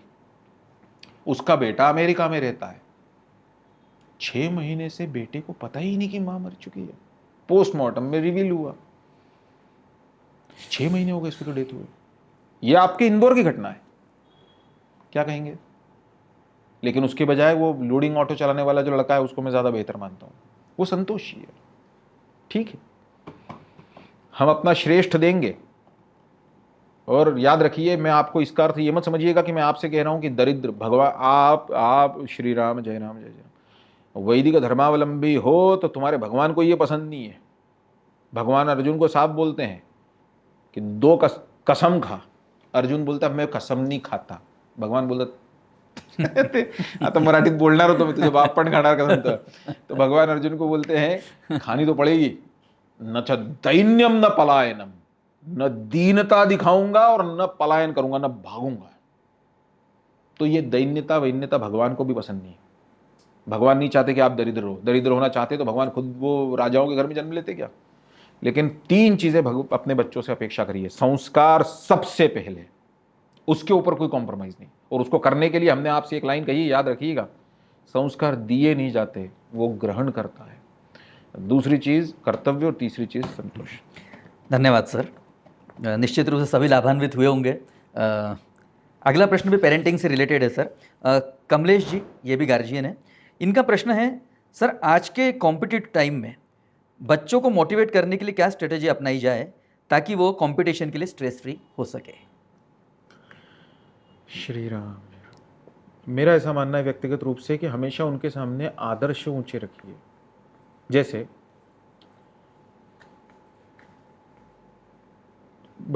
श्री राम. अब वो त्रास काय, इतके मोठे उत्तर आहे, लहान लहान लहान किती करू आता लहान त्यांना. जैसे मान लीजिए मेरा घर है, उसमें पंडित भीमसेन जोशी का फोटोग्राफ है ना, सचिन तेंदुलकर का फोटोग्राफ, एपीजे अब्दुल कलाम का फोटोग्राफ. मान लीजिए अपने यहाँ से कैटलाइजर से जो आईआईटी के चैंपियंस बने, अंडर 5 आईआईटी की रैंक निकाली. अब सोचिए 14 लाख बच्चों में, भारत की सबसे टफेस्ट परीक्षाओं में से, उसमें जो बच्चा फर्स्ट रैंक आया होगा, सेकंड आया होगा, थर्ड आया होगा, वो कैसे होंगे? उनके फोटोग्राफ ब्लैक एंड व्हाइट में या रंगीन में लगाइए. उनको वो बताइए कि ये चैंपियंस कैसे बने. आदर्श आदर्श को गढ़ता है, याद रखिएगा. बाप ने दादाजी की सेवा करी तो बच्चा अपने बाप की सेवा सीख जाता है, समझाना नहीं पड़ता, उसके लिए किताबें नहीं पढ़वानी पड़ती. वैसे ही आदर्शों को सामने रखा जाए तो आदर्श नए जन्म लेते हैं. इसीलिए पेरेंट्स ने अपने बच्चों को जो इंस्पायर करना चाहिए वो करना चाहिए कि उनके सामने आदर्शों की कहानी रखी जाए. कैसे संघर्ष करके एपीजे अब्दुल कलाम एपीजे बने, कैसे तेंदुलकर ने कितने संघर्ष किए तब जाकर वो आज जो दिखता है वो बना. ये होना चाहिए साहब. दूसरा क्या है कि मुझे ऐसा लगता है कि उस बच्चे को हमेशा एक इमोशनल सपोर्ट अपने पेरेंट्स की तरफ से होना चाहिए. एक पिता ने आखिरी बार अपने बच्चे को बुला के उसके हाथ में हाथ लेकर सामने बिठाकर और उसको बिल्कुल आंखों में आंखें डाल के कब बोला होगा आखिरी बार कि बेटा जो हम तुम्हें पढ़ा रहे हैं और जो फीस भर रहे हैं उतनी शायद हमारी स्थिति थी नहीं, लेकिन हम फिर भी कर रहे हैं, क्योंकि जो हमारी आंखों का सपना है ना, वो हम तुम में देखते हैं। और हमें तुमसे एक पैसे की उम्मीद नहीं, सिर्फ इसके अलावा कि तुम्हारी ज़िंदगी बन जाए। ये 2 साल जीवन में फिर नहीं आएंगे। अपने जीवन का सर्वस्व हमारे लिए नहीं, अपने लिए दो। उसके बाद आईआईटी का रिजल्ट आया और भगवान न करे कि अगर न हुआ तो तुम्हारा पिता जीवन भर तुम्हारे साथ खड़ा है। ऐसा बोले हुए कितना समय हो गया होगा। तो हमें ऐसा लगता है कि ये बड़ी चीज़ है, लंबी चीज़ें हैं, अब कहाँ कहाँ हम आपको बताएंगे। मुझे तो पता नहीं इस सत्र को कितना समय बचा होगा, आप लोगों का खाना वाना बचा होगा। हमारी पत्नी तो हमसे कहती ही है कि इनको तो पता है या आपको तो व्यासपीठ पे बिठा दो। हमें ऐसा लगता है बच्चों को इमोशनल सपोर्ट देना चाहिए, बच्चों को इंस्पायर ग्रेड्स की स्टोरी बता के करना चाहिए। और ग्रेड्स की स्टोरी कभी भी अगर आप बताओगे ना, जैसे अगर आईआईटी की प्रिपरेशन के समय अब जाकर उनको राम जी की कहानी सुनाओगे, उसकी जगह अब उनको आप मुकेश पारिक की कहानी सुनाओ, उनको जाकर अब आप कार्तिक पाटेकर की कहानी सुनाओ। एक बच्चा 2 सिटी बस बदल के कैटलाइजर आता था क्योंकि उसके पास पैसे नहीं थे। एक बच्चा 12वीं में जाके उसको नोकिया का फ़ोन हमको दिलाना पड़ा क्योंकि उसको क्वेश्चंस पूछने रहते थे, पैसे नहीं थे। एक बच्चा, हम नाम नहीं लेंगे, बहुत अच्छे आईआईटी के रैंक, ज़बरदस्त रैंक है, अंडर 5 ही है, माताजी की डेथ हो चुकी थी, बहुत दुख, लेकिन उसमें भी इतनी ज़बरदस्त रैंक निकाली। क्या तुम्हें और हमें वैसी परिस्थितियों का सामना करना पड़ रहा है क्या? एक किताब मांगो 2 आ जाती है। इन तो हमारा मानना है कि आदर्श को घटता है। धन्यवाद सर। अगला प्रश्न स्टूडेंट है के सुब्रमण्यम। इनका कहना है, नमस्कार सर, गुरु का अर्थ क्या है? स्टूडेंट्स का है कि पेरेंट्स का है? नहीं, हमें बता कर, ठीक है। हाँ सर, गुरु का अर्थ क्या है और गुरु को कैसे खोजें?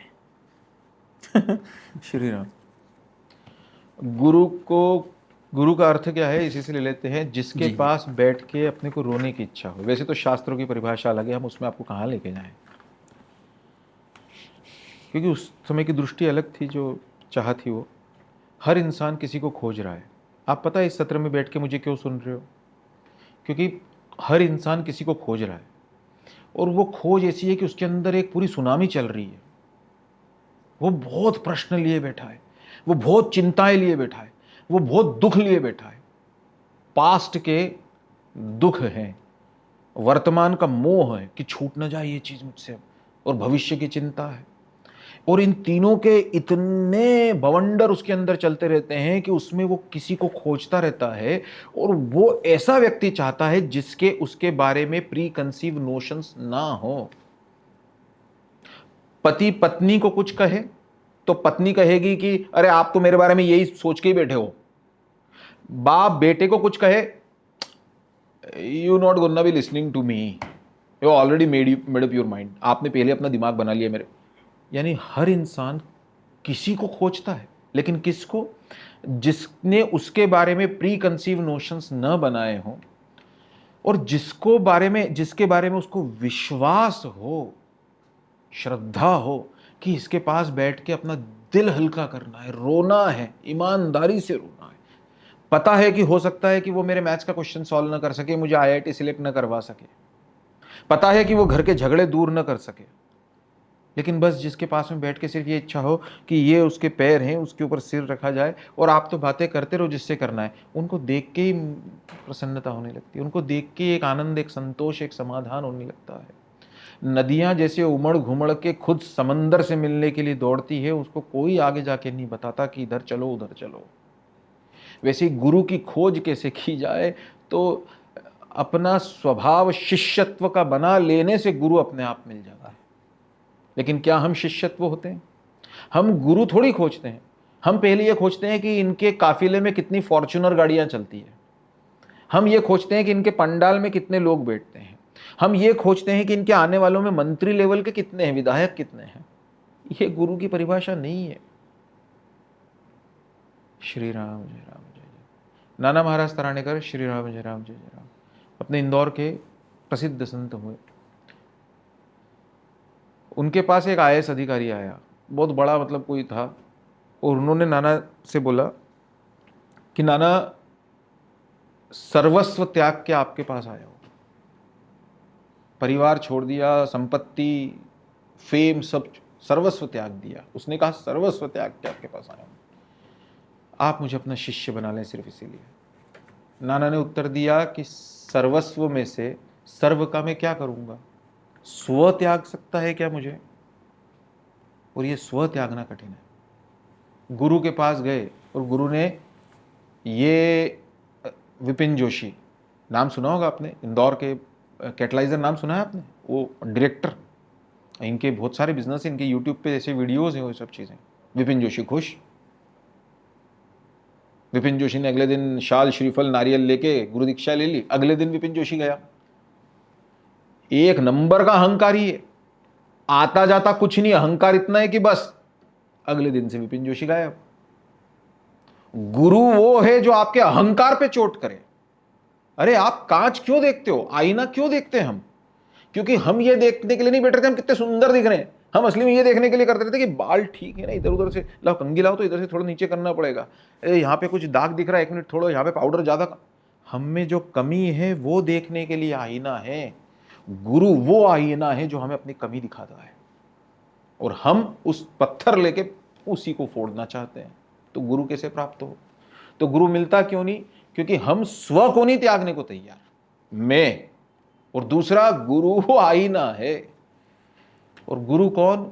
हमारी वे परिभाषा जो है आज के परिप्रेक्ष्य में आपके हिसाब से, जिसके पास बैठ के हमें सब उगल देने की इच्छा हो, हमें बहुत रोने की इच्छा हो, हमें सब बता देने की इच्छा हो, पास में बैठ के मेरा क्लास में ऐसा ऐसा अभी एक लड़की से ये चल रहा है, या लड़की है, तो मेरा अभी IIT की प्रिपरेशन सर बहुत परेशान हूँ, नहीं लग रहा मुझसे होगा, मम्मी पापा को बोल नहीं सकती या बोल नहीं पा रहा। हुआ ऐसा बहुत, हमारे जीवन में बहुत हुआ है। श्री राम जय राम जय जय राम। अभी हम कुछ सालों से अलग थे कैटलाइजर से, 6-1 साल से हमारे ब्रेन की प्रॉब्लम थी बहुत सिवियर, अलग हुए। बीच में 1-2 साल पहले कोशिश करी फिर से, पर वो फिर प्रॉब्लम बढ़ जाती थी। अभी भी हम जो है वो ये 2 लेके बैठे हैं, आप नोटिस करिए, प्रोस्टेट की बीमारी है, और अभी भी पेन किलर खा के प्रोग्राम चल रहा है। लेकिन अब फिर रिलेटिवली स्थिति बहुत ठीक है, तो पिछले 3 महीनों से कैटलाइजर ज्वाइन किया है फिर से हमने, तो बहुत हमारे लिए ऐसा था। तो जिसको बस सिर रख के अपने को रोने की इच्छा हो, और वो कुछ नहीं, वो सिर्फ सिर पे से हाथ फेर दे और वो सिर्फ इतना बोल दे। अक्षय कुमार ने एक इंटरव्यू में बहुत अच्छी चीज़ बोली है कि मेरे जीवन में सबसे ज़्यादा मुझे रिलैक्स तब होता था, मैं बहुत टेंशन में रहता था, मैं शुरू में मेरे को कोई फिल्म नहीं देता था, मैं हर तरफ से दरवाजे जाके प्रोड्यूसरों के ऐसे मिन्नतें करता था, मैं रोता था। तो जब मैं शाम को घर पहुंचता था तो मेरी माँ थी, उनके ऐसे घुटने पे ऐसे मैं ऐसा सिर रख के था, और मेरी माँ सिर पे से हाथ फेर के बोलती थी कि चिंता न करी, पंजाबी लोग हैं वो, चिंता न करी, रब चिंता न कर, रब सब ठीक करी। बस वो गुरु है, वो माँ गुरु हो गई। तो गुरु तो वो है साहब, आप कुछ न कहो मुझसे, बस मैं आपको देखता रहूं, बस मैं आपको सुनता रहूं, बस मुझे वो प्रशांत महासागर जैसी शांतता महसूस होती है, मुझे हिमगिरी के वो उच्च शिखरों जैसा तपस्वी जीवन महसूस, मैं आपके पास रहता हूँ, बस मुझे सुरक्षा रहती है, मुझे कोई चिंता नहीं रहती। श्री राम जय राम जय राम, वही गुरु। खोज कैसे की जाए? अपना स्व हटा दो, गुरु की परीक्षा लेने ना बैठो। चला पुढे चला, अब वो उस पर भी रात हो जाएगी। नहीं तो कितना बजा है, क्योंकि हम तो बोलते ही रहेंगे। नहीं तो 8:35 आप लोगों के पास कितनी कहाँ है गग सर? 9 बजे तक है ना? ठीक। अगला प्रश्न भी इसी से थोड़ा संबंधित है, कुछ अलग परिवेक्ष्य में है। उदय मिश्रा जी का प्रश्न है, ये भी स्टूडेंट है sir. Sir, what is the difference between the name listed below? गुरु, अध्यापक, आचार्य, शिक्षक और मार्गदर्शक। फिर से बोलिए। गुरु, आप हिंदी कर दीजिए साथ में। हाँ।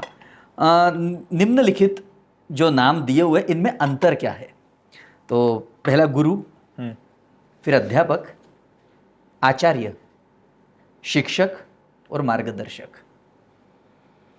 श्री राम।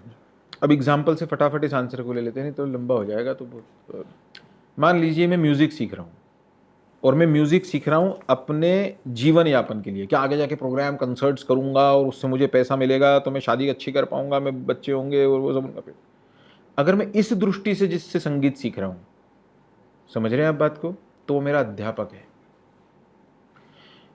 अगर मान लीजिए मैं उसको कला की दृष्टि से सीख रहा हूँ, तो मेरा शिक्षक है, क्योंकि विद्या ये दी जाती है, ठीक है।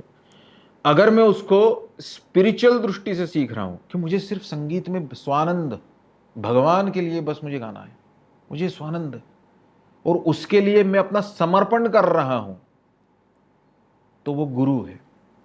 मैंने अपना समर्पित कर दिया गुरु को। अब गुरु ये कहेगा कि 1 साल तक कभी नहीं, तेरे को सारे गामा का सा भी नहीं सिखाऊंगा 1 साल तक। क्या उसने बताया भी नहीं। 1 साल मैं गया सीखने, उसने कहा बर्तन मांझ, मैं बर्तन मांझ के उठा, उसने दूसरा काम दे दिया। ऐसा साल भर तक चलता रहा, उसने सा की भी बात नहीं निकाली, मैं करता रहा उतनी श्रद्धा से। वो गुरु है। पंडित भीमसेन जोशी जब संगीत सीखने के लिए गए, पूछ लीजिए इनसे, 1 साल तक उनके गुरु ने उनसे बर्तन मंजवाना, लकड़ी, वो चूल्हा लगाना, तानपुरा सब साफ करना, इसके अलावा कुछ भी नहीं करवाया 1 साल तक। तो संगीत यदि मैं अपने जीवन यापन के लिए, पेट पाने के लिए सीख रहा हूं, तो जिससे सीख रहा हूं, मैं आपको दृष्टि में अंतर बता रहा हूं, तो वही व्यक्ति मेरा अध्यापक है। संगीत यदि मैं कला की दृष्टि से सीख रहा हूं, तो वही व्यक्ति मेरा शिक्षक है, क्योंकि मैं उससे विद्या प्राप्त करना चाहता हूं, वो विद्या है। और संगीत यदि मैं स्पिरिचुअल दृष्टि से सीख रहा हूं, स्पिरिचुअल दृष्टि से कि मैं ईश्वर में लीन हो जाता हूं सीख के, और उसके लिए मैं अपना समर्पण करने के लिए तैयार हूं, इस स्तर तक का, जिसके लिए मैंने श्रद्धा मान ली।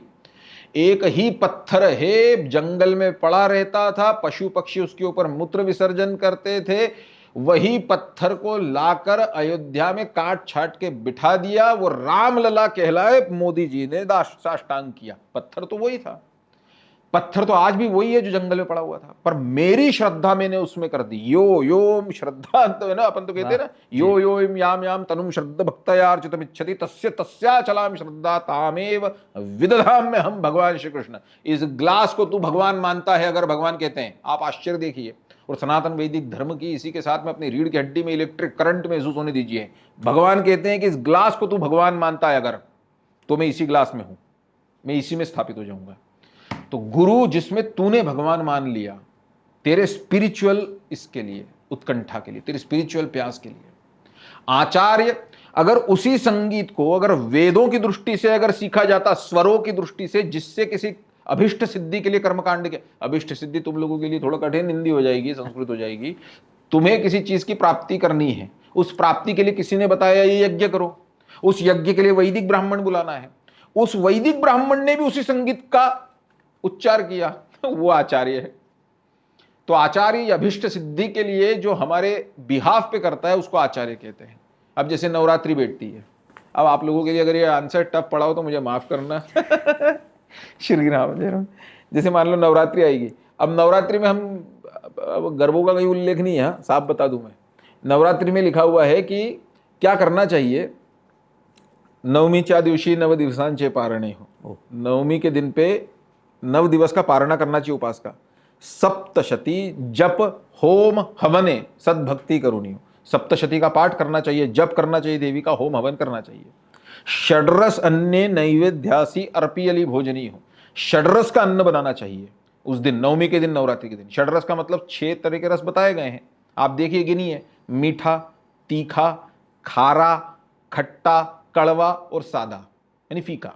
ये 6 का अन्न होना चाहिए, मतलब 6 अलग अलग प्रकार की चीजें होना चाहिए, जिसमें एक फीकी हो, एक कड़वी हो, एक उसका नैवेद्य दिखाना चाहिए। और आगे की लाइन में शास्त्र कहते हैं, षड्रस अन्य नैवेद्यासी अर्पियली भोजनी हो, आचार्या ब्राह्मणा तृप्त केले करुणी। उस दिन आचार्य को और ब्राह्मण को तृप्त करना चाहिए। ब्राह्मण को तृप्त करने का मतलब, जैसे कल ये मेरे घर पे आने वाले हैं, वाकई में आने वाले ब्राह्मण बन के, मेरे को इनके पैर पड़ने हैं क्योंकि ये ब्राह्मण है, मैं भी ब्राह्मण हूं, लेकिन कल ये मेरे घर पे ब्राह्मण बन के आएंगे। इसीलिए आचार्य जिसने घर पे पूजा पाठ, वो पूरा नवरात्रि का जो पूरा जो यज्ञ याग आपने सप्तशती जो करा है, वो संपन्न करा है, वो आचार्य है। तो आचार्य वो है। मार्गदर्शक, तो मार्गदर्शक हर वो मनुष्य, हर वो ज्ञात अज्ञात चीज जिसने आपका मार्ग प्रशस्त किया वो मार्गदर्शक है, मार्ग दिखाने वाला मार्गदर्शक है। इतना सरल है। तो अब इसका अर्थ ये नहीं है कि जो ये है वो ये नहीं हो सकता। हाँ, ये मत समझिएगा। सबसेट आपने पढ़े हुए मैथ्स में, and Garg sir is one of the finest teacher of mathematics in India, so I am having no doubt कि उन्होंने आपको सेट सबसेट अगर ये पढ़ाए होंगे तो अब तक। तो ये उत्तर है। बहुत ही सुंदर उत्तर, और निश्चित रूप से कई लोगों के मन में कन्फ्यूजन होगा, लेकिन बहुत ही उत्तर अच्छे तरीके से आपने अब बताया। वो गुरु की वो परिभाषा के अंधकार से प्रकाश की ओर ले जाने वाला, वो सब कहाँ जाएंगे जी उसमें। जी, बहुत बहुत धन्यवाद सर। अगला प्रश्न है प्रथविश भोज जी का, ये भी स्टूडेंट है। हमारी विस्तारित आइडेंटिटी है। अब जिसको स्पिरिचुअलिज्म में इंटरेस्ट हो, हम भगवान से मिलने के लिए ही संसार में जन्मे हैं। ये परीक्षा हॉल चल रहा है, हमको एंट्री दी गई है मतलब जन्म दिया गया है। 3 घंटे का पेपर है मतलब जन्म से मृत्यु तक, उसका एक ही पास है। पास होने का मतलब एक ही है, क्या? मोक्ष मिल जाना, भगवान से वापस से इस अनंत चक्र से, इस जन्म जन्मांतरों के, जन्म मृत्यु के, कभी भैंस बने, कभी कीड़ा बने, कभी राक्षस बने, कभी गंधर्व बने, कभी कुछ बने, कभी भिखमंगे बने, कभी पत्थर बने, जाने क्या क्या बने। उन 84 वो जो योनि, उतनी लाख न करोड़, और उसके बाद में भगवान में मिल जाना है। इसका एक ही जन्म पॉसिबल है, मनुष्य जन्म। ठीक है। हम भगवान को प्राप्त करें, इसके लिए जरूरी क्या है? तो इसके लिए जरूरी है श्रद्धा। भगवान बुद्धि से प्राप्त नहीं हो सकते। 2 डायमेंशनल पता है तुमको? पता है। 3 dimension can you imagine? Yes. 4th dimension, 5th dimension, बताओ। 10 डायमेंशन परसीव कर सकते हो अभी? नहीं। तो भगवान तो अनंत अनंत है, अनंत कोटि ब्रह्मांड नायक है। दूर घने जंगलों में अमेजन के चले जाओ, और उस बिल्कुल जहां आदमी के पैर भी न पड़े हो, उतने अंदर उतर उतर के घना, जहां पे धूप भी आज तक न गई हो, आप एक चट्टान हटाओ सब मिलके, उसके नीचे से जो कीड़ा निकलेगा उसका पेट भरने वाला वो। अगले क्षण में क्या शब्द बोलूंगा, और ये जितने लोग तुम लोग सुन रहे हो वो क्या करने वाले, इधर से हाथ ग्लास उठाएगा पानी का, एक टीवी का बंद कर, ये भी जो पहले से तय करके बैठा हो उसकी बात चल रही है। तो उसको बुद्धि से क्या प्राप्त करेंगे? वो उसकी ही कृपा से प्राप्त होगा, और उसकी कृपा हमारी श्रद्धा से होती है। अब वो श्रद्धा भगवान में हो, उसके पहले एक में श्रद्धा तू करके दिखा। वाह। तुम मैथ्स का टेस्ट अभी इस बार कैटलाइजर पे दोगे, हाँ, तुम बोलो ना कि सर क्यों ले रहे हो, हम आईआईटी का टेस्ट देंगे ना सीधे। तो गर्ग सर बोलेंगे जब तुम्हारे यहीं के टेस्ट में अच्छे नहीं आ रहे तो आईआईटी में क्या कर लोगे? तो भगवान में क्या श्रद्धा करोगे जब तुम किसी मनुष्य को अपना सर्वस्व नहीं समर्पित कर पाए? दत्तदास महाराज जब इंदौर आए थे, ऐसे अनंत असंख्य उदाहरण है। एक जज थे, हाई कोर्ट जज, चलो दूसरा बता देते हैं। एक हाई कोर्ट जस्टिस थे, हाई कोर्ट या सुप्रीम कोर्ट जस्टिस, वो उनको वैराग्य आ गया, वो सन्यासी बन गए। अब छोड़िए, लंबी बात हो जाएगी। आगे चलो। अगला प्रश्न प्रथविश भोज जी का है, ये भी स्टूडेंट है सर। इनका प्रश्न है, नमस्कार सर। तो गुरु वो है जिसके लिए हम श्रद्धा क्रिएट करते हैं। नमस्कार सर, बिजनेस शुरू करते समय आपने किन बाधाओं को पार किया, और एक सफल बिजनेस बनाने की प्रोसेस में किन इंपॉर्टेंट पॉइंट्स पर ध्यान देना चाहिए? I guess you want to become an entrepreneur. See, whatever hurdles that I have faced, I believe that is with every entrepreneur. Okay, so it's no different. Business करते समय जो चीज़ें मुझे लगता है, जो मैं क्या आप तुमको इस पे बताऊं, लेकिन छोटी मोटी चीज़ बता देता हूँ। क्योंकि अधिकांश लोगों के लिए क्वेश्चन रेलिवेंट होगा नहीं उतना, लेकिन बिजनेस करने के लिए कुछ चीज़ें हमेशा ध्यान रखना चाहिए। पहली चीज़ ये, do you have an idea that thrills you? An idea that you believe is a void out there. 10 years back, say for example, down the line, someone might have imagined that यार कचौड़ी अगर किसी को मंगानी हो, समोसा मंगाना हो 56 दुकान से, और उसको विजय चाट हाउस का पेटीज भी मान लो बहुत पसंद हो, उसको भौरीलाल की मिठाई बड़ी पसंद हो, तो वो तो राजेंद्र नगर रहता है, तो वो आइडिया ड्रॉ, अरे बाप रे इतनी दूर को। किसी ने लेकिन 10-12 कुछ साल पहले सोचा होगा कि ऐसा अगर हो जाए तो, और कोई अपने घर के बाहर आके, किसी ने सोचा? आज से 15 साल पहले तक मैं ये सोचता था कि जब तक भारत का आदमी किसी कपड़े को यों करके नहीं देखेगा, उसकी आदत रहती है, आप कभी देखना अपनी मम्मी को, कभी जाते हुए मम्मी को कोई साड़ी वाड़ी ऐसे दिखाया या कुछ भी, मम्मी पता नहीं वो उसको यूं करके ऐसे करके देखते हो, कपड़े यूं करके नहीं देखेगा इंसान, कपड़े नहीं लेगा। आज हर इंसान ऑर्डर कर रहा है कपड़ा उसी के ऊपर। जी। So, do you have an idea an idea which came out of your observation कि यार ये चीज is something that is a void out there, दुनिया को जरूरत है। The second thing is, do you have the greatest of faith on your abilities that you can provide that thing to this world? या तो वो चीज इस दुनिया में नहीं है, या वो चीज तो है, बिजनेस तो है, पर जिस तरीके से किया जाना चाहिए उस तरह से किया नहीं है किसी ने। जैसे फॉर एग्जाम्पल, अभी आपको एक बिजनेस का आइडिया हेल्थ, अब देखिए, आप देखिए सिटी भास्कर को भी उठा के देखिए, भास्कर को, अब लोग बड़े हेल्थ कॉन्शियस हो गए। नहीं, अभी आप मुझे बताओ, B12 विटामिन की कमी, विटामिन डी की कमी, जिमिंग और वो पता नहीं क्या क्या, जीरो ऑयल और सारे कॉन्सेप्ट है कि नहीं, सब चल रहे हैं। वो फूड ग्रेन्स, वो मोटा ध्यान खाइए, मोदी जी बोल रहे हैं। अपने दादाजी से पूछ के देखना, आज पूछो अभी मेरे प्रोग्राम के बाद में कि दादाजी आपने अपना B12 का टेस्ट कराया था क्या उस जमाने में? तो बोलेंगे ये क्या होता है, हमको पता ही नहीं था। हेल्थ का सेगमेंट है ना, सब्जियों का जूस मान लीजिए तुमने, और उसके बिजनेस के लिए क्या चाहिए, मिक्सर चाहिए, सिर्फ ऑर्गेनिक सब्जियां कहीं से इंतजाम कर लो थोड़ी बहुत, और उस सब्जियों के कॉम्बिनेशन ऑफ जूसेस बना के उसमें कुछ जीरा पाउडर, उसमें कुछ मिला के उसको कुछ टेस्ट कर दो, ठीक है। और सब्सक्रिप्शन मॉडल पे अगर ये ले आओ, तो मान लो तुम मेरे घर आते और तुम मुझे एक ब्रोशर बताते कि ये सब्जियों के, ये सब्जी का जो जूस पाया गया आयुर्वेद की दृष्टि से, ये हड्डियों के लिए बहुत ज़्यादा, आर्थराइटिस जो हो रहा है वो बहुत, आजकल भारत में आर्थराइटिस बहुत ज़्यादा है, लोगों को घुटनों का दर्द, दादी को, दादाजी को जनरली, ये सब्जियों का जूस जो है, ये हमने 3 चीज़ों को मिक्स करके जूस बनाया, इसमें ये भी चीज़ डाली गई है, फलाना फलाना, उसको फ्लेवर कर दिया, वो भी ऑर्गेनिकली, मतलब फ्लेवर में उसको कोई, इस तरीके का अगर आप एक बनाओ और मुझसे ये कहो कि रोज के 20 रुपए के हिसाब से 600 रुपए का आपका एक सब्सक्रिप्शन होता है एक महीने का, आप सोचोगे कि रोज में सब्जियों के कॉम्बिनेशन की जूस बना बना के अलग अलग दिन पीऊँ कोई अलग अलग, वो आप कर नहीं पाओगे, हम आपको करके देंगे। उसमें कभी फल का भी हो सकता है कुछ मिक्स, जिससे कुछ न कुछ बेनिफिट्स आपके स्वास्थ्य के लिए अलग अलग हो, ये आप कर सकते हो। So first thing that can you identify a void in this world which is not getting fulfilled somehow. दूसरा, can you fulfil that void. तो या तो कोई प्रोडक्ट न हो, और या फिर उस प्रोडक्ट को उस तरीके से किसी ने न रखा हो।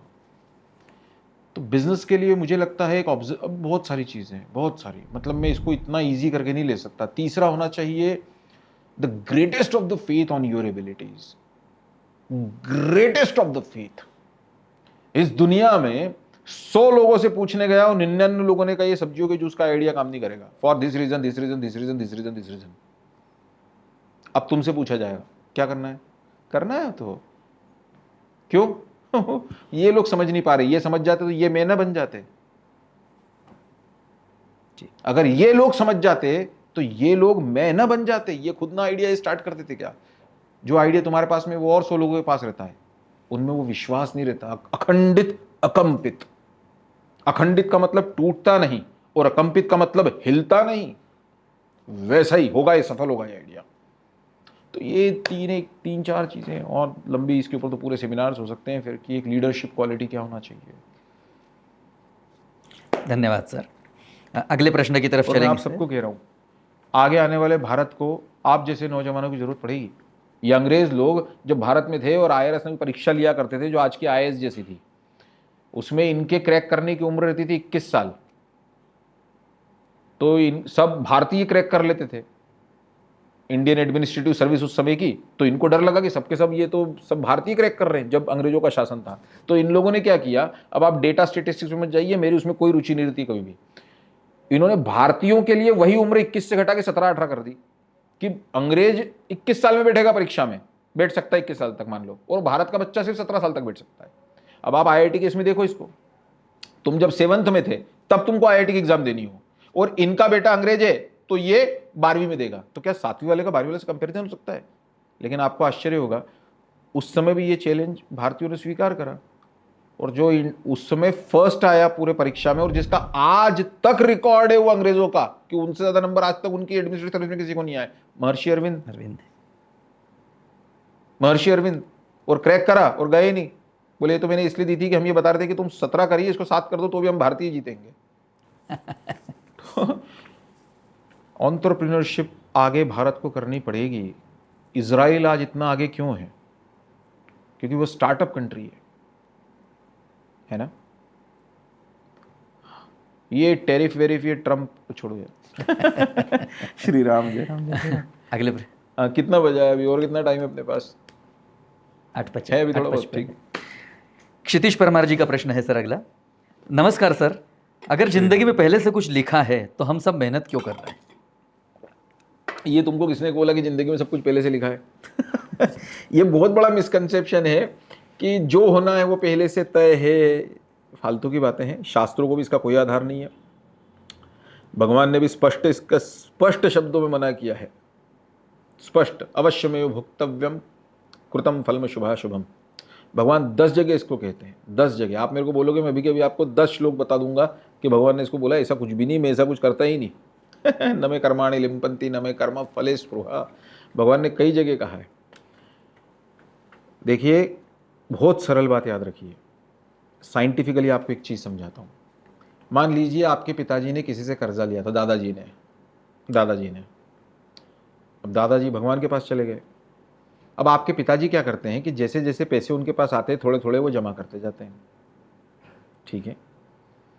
हम जिस तरीके के कर्म करते, हम असंख्यों जन्म हमारे हो गए, उस असंख्यों जन्मों का प्लस माइनस और दुनिया भर के मैथमेटिकल कैलकुलेशंस करके ही हमको इस जन्म का प्रारब्ध मिला है। मतलब वो जो जिसको आप कह रहे हैं कि जो हमारे हाथ में कुछ है ही नहीं तो। लेकिन हम जो कर्म करते हैं इस जन्म में वो कर्म और उन कर्मों का टाइप उसको नलिफाई करता है।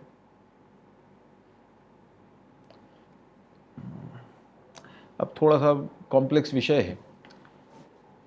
मान लीजिए इनको ये ग्लास पानी का ऐसा लगा मुझे कि इनको प्यास लग रही है, ये कुछ ऐसे हुए, इतनी देर में ये ग्लास मैंने इनको दे दिया, तो ये एक मेरा पुण्य हो गया, है ना जी। लेकिन मान लो मैंने कोई छोटा बच्चा था, उसके कैंसर का ऑपरेशन था, पिताजी के पास पैसे नहीं थे और मैंने कहीं से इंतजाम करके वो मैंने भरे, क्या उस पुण्य की और इस पुण्य की बराबरी है क्या? नहीं है ना। तो हम पुण्य करते जा रहे हैं, कर्म करते जा रहे हैं, और वो कर्मों का लेवल भी, पुण्यों का लेवल भी अलग चल रहा है। हम पाप करते जा रहे हैं, उन पापों का लेवल भी अलग चलते जा रहा है। तो पीछे के असंख्यों जन्मों से जो प्लस माइनस होकर आया, उसमें इस जन्मों के कर्मों का भी तो असर जुड़ते जाता है। मान लो मेरे दादाजी ने किसी से पैसे लिए होते और मेरे पास पैसे आ गए, मैं बिजनेसमैन बन गया मेरे पास, तो मैं लंप में उसको 10-10 हज़ार रुपये देके, मैंने 1-1 लाख रुपए देके वो कर्जा खत्म कर दिया। ये कभी नहीं सोचना चाहिए कि सब पहले से तय है। भगवान ने आपको मनुष्य जन्म दिया, इसका मतलब भी बहुत पुण्य हुए थे, और उसके बाद में कर्म करने के लिए अपने को स्वातंत्र दिया हुआ है। एक उदाहरण के रूप में हम आपको समझा देते हैं। मान लो आप परीक्षा देने गए, तो फिर ये पुराने जन्मों के जितने हैं ये हमारे से क्या करवाते हैं? प्रारब्ध जिसको अपन कहते हैं, जिसको हिंदी में और उर्दू मिक्स में किस्मत कहते हैं। आप परीक्षा दे रहे हैं, you are sitting in the examination hall, और आपने सोच के रखा था कि ये पेन से साल भर मैंने प्रैक्टिस करके रखी थी, ये पेन मेरा बहुत बढ़िया पेन है ना 12 CBSE में, इससे मेरी राइटिंग सबसे अच्छी आती है और मेरी प्रैक्टिस है लिखने की। अब उसी दिन जिस दिन आपका पेपर था, आप वो पेन घर पे ही भूल गए, मान लो, तो आप क्या करेंगे? किसी पास वाले से लेंगे, या जो भी एक आपके पास कंटिंजेंसी कुछ प्लान होगा उससे करेंगे। जो आंसर आप कॉपी में लिख रहे हो वो आपका कर्म है। जो मेहनत आपने 2 साल तक करी या साल भर तक करी वो आपका कर्म है। लेकिन पेन भुलवा दिया किसी ने, वो प्रारब्ध है। उतना ही असर होता है, बस उतना। और उतने से पेन भूलने को के कारण हम ये ऐसे क्वेश्चन बना के खुद को संतुष्ट कर लेते हैं। When everything is in the hand of the destiny, what should I do? गलत है ये। भगवान ने हमें कर्म करने की छूट दे के रखी है कि तुम अपनी इसको बदल दो, लेकिन कितनी बदलेगी इसके ऊपर पिछला इंपैक्ट रहेगा, है ना। इतना ही है और उसको इतना ही लेना चाहिए, इससे ज़्यादा नहीं।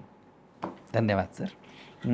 अगला प्रश्न सर पेरेंट्स का है। आखिरी प्रश्न करते हैं मेरे ख्याल से, बचे हुए क्वेश्चन हम अगले बार में करें। जी, या आप देखो जी मुझे पता नहीं टाइम ड्यूरेशन कितना है, बोलिए।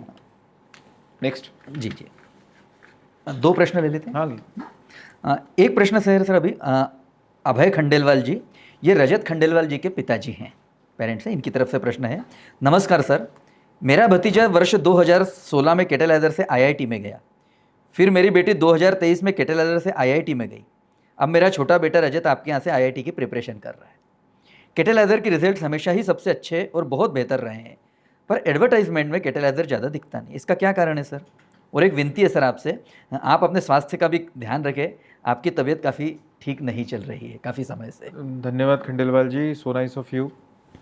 आपके पीछे जो आपका पहला प्रश्न था उसी से लेता हूँ। वो 6 साल तक मैं नहीं था, तो जो मेरे एवज में जो साथी मेरे थे, डायरेक्टर्स मेरे साथ के, उन्होंने अत्यंत परिश्रम से और बहुत इससे कैटलाइज़र का जो वो कर सकते थे और जो उन्हें आता था वो श्रेष्ठ किया। हर व्यक्ति हर चीज़ कर पाए ये किसी भी निकाय में पॉसिबल नहीं है। मैं सोचूं कि मेरी आंखें बंद है लेकिन मैं देख सकूं तो मैं देख नहीं सकता, लेकिन इसका अर्थ ये थोड़ी कि आंखें ही सब कुछ है। तो वो आपकी शिकायत शायद अब दूर हो जाएगी जल्दी। दूसरा आपका प्रश्न ये था, वो श्री राम जय राम, अब कैटलाइजर को सब जानते हैं। दूसरा क्या प्रश्न था, भूल गए। इनका आपके स्वास्थ्य का ख्याल रखें, आप स्वास्थ्य का- एडवर्टाइजमेंट नहीं करते वो और स्वास्थ्य का ख्याल रखें तो धन्यवाद उसके लिए। अब वो कैटलाइजर का कार्य जो है वो जीवन है, तो वो वापस से मिला तो अब हो सकता अब स्वास्थ्य ठीक की तरफ ही जाएंगे, कोई संदेह नहीं है।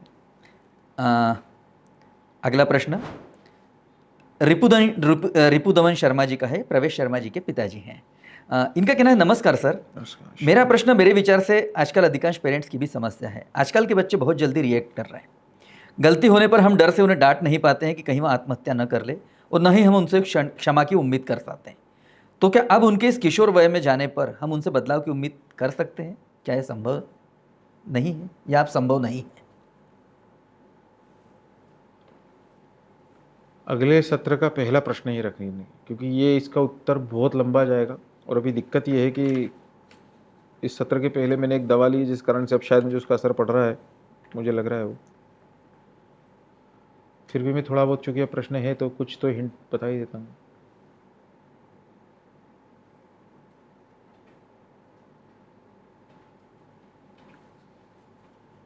अजून कोणता प्रश्न आहे का तुमच्याजवळ?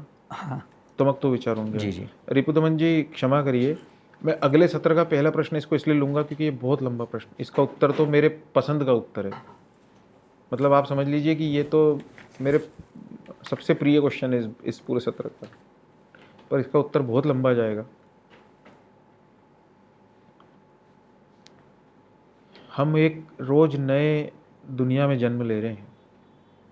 जब मैं कल सो के उठूंगा और आप उठेंगे ना, तब ये दुनिया वो नहीं होगी जो आज की दुनिया है।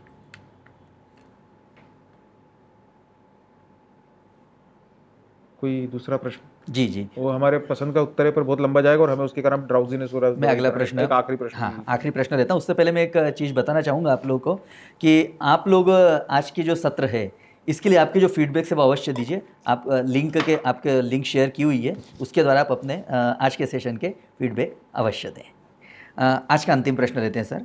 अनुभूति मिश्रा जी का प्रश्न है। ये दीप्ति मिश्रा जी के मतलब माता जी हैं। इनका कहना है, नमस्कार सर, मेरा प्रश्न कुछ अलग है।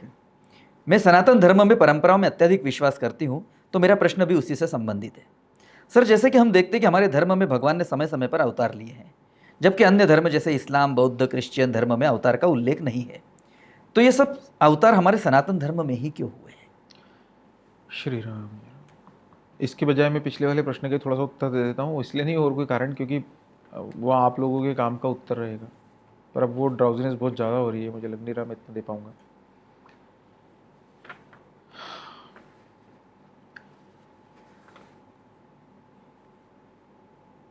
ये दुनिया अब एक प्रैक्टिकल दुनिया में कन्वर्ट होती जा रही है।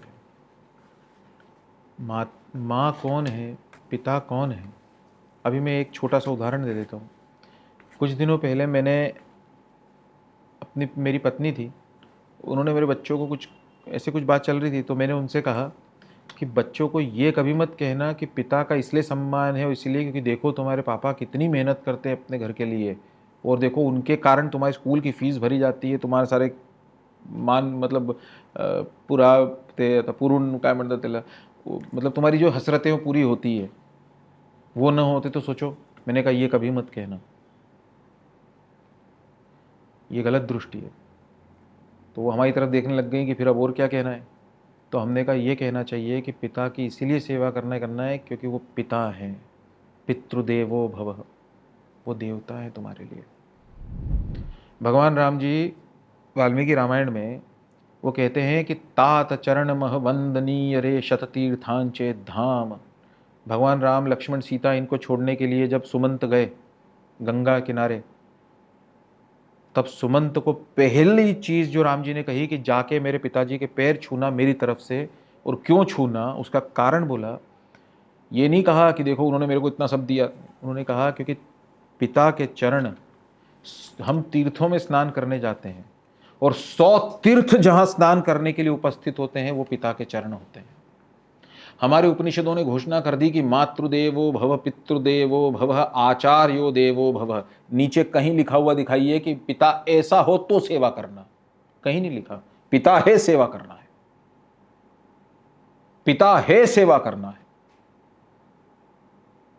न या तो धर्माचरणम किंचिदस्ति महत्तरम, भगवान श्री राम, न या तो धर्माचरणम किंचिदस्ति महत्तरम, इससे बड़ा इस संसार में कोई धर्म नहीं। यथा पीतरु शुश्रूषा तथा वा वचन क्रिया, पिता के वचनों का पालन करना, जैसा उन्होंने कहा वैसा करना और उनकी सेवा करना। ये दृष्टि जो अपने बच्चों को अपने को डलवानी चाहिए थी सही समय पर, उसमें हम असफल हैं साहब। बूंदी जब तक नरम हो लड्डू बनते हैं, सूखने के बाद मुश्किल है। हम शिमला मनाली तो बहुत गए, कितनी बार अपने बच्चों को अयोध्या ये कह के लेके गए, कहानियां सुना के कि साहब ये हुआ था। अपने पिता के एक कहने पर उन्होंने 14 वर्ष का वनवास ले लिया। ये कहानी सुनाते सुनाते हमारे आंखों से अगर आंसू निकलते तो बच्चा उन आंसुओं को ध्यान से देखता। अच्छा, ये हमने उपनिषद सर को या किसी को ये बात बोली, पता नहीं हमें कल या परसों, एक दिन हमने हमारी मम्मी से हमारा झगड़ा हो गया। और हमारी मम्मी से हमारा झगड़ा सिर्फ एक ही चीज़ के लिए होता रहता है, उनके भले के लिए। मतलब जैसे आप दवा लो, बहुत ज़रूरी है, वो घुटना खराब, उनके घुटने का ऑपरेशन हुआ पड़ा है एक घुटने का, या आप घूमने जाओ, आप चलो अपन तिरुवनंतपुरम चलते हैं, चलो मैं ये वृंदावन, इसके अलावा हम सोच ही नहीं सकते। लेकिन हो गया। तो वैसे किसी विषय पे तो हमने उपनिषद को कहा, और शायद गर्ग सर और भी होंगे, मुझे याद नहीं, लेकिन तो हमने कहा हमारे जीवन का सबसे सुंदर क्षण हमारे पितृत्व का, हमारे पिता होने का वो था कि जब ऐसा हुआ और हमारी छोटी बच्ची उस समय 6 साल की होगी, 6-7 साल की, 6 साल की, हमारी बच्ची ने हमसे कहा, वो हो गया वो विषय, हमें बच्ची हमसे कहती, पापा, मतलब मराठी में कहती, पापा तुम्हें अत्ता जान आजीशी क्षमा मांगा, अभी जाओ और दादी से क्षमा मांगो। हमारे आंखों में आंसू आ गए, हमने उसको गले लगाया और हमने उससे कहा, शाबाश बेटा, बहुत अच्छा, ये तुम न कहती तो भी तुम्हारे पिता करने वाले थे, तुम्हें पता है ना। और अब की बार उसकी आंखों में आंसू थे, उसने ऐसा किया। मेरी गलती, तेरी गलती, इसकी गलती। सुबह माँ से अगर अपन ने कुछ गलत शब्दों में बात कर ली, पिता से कुछ कह दिया और आपको हृदय कचोटने लगे, सीना फटने लगे, क्या पढ़ा रहे, कोई लेना देना नहीं, कौन सा मैं, जब तक मैं मेरे पिता के वापस से पैर नहीं पड़ता और रो के उनके गले मिलके न कहता कि मुझे माफ कर दीजिए, मुझसे कैसे हो गया ये। और ये कौन कह पाएगा जो ये ना सोचता हो कि मेरी थोड़ी गलती थी, मैं क्या के लिए मांगू।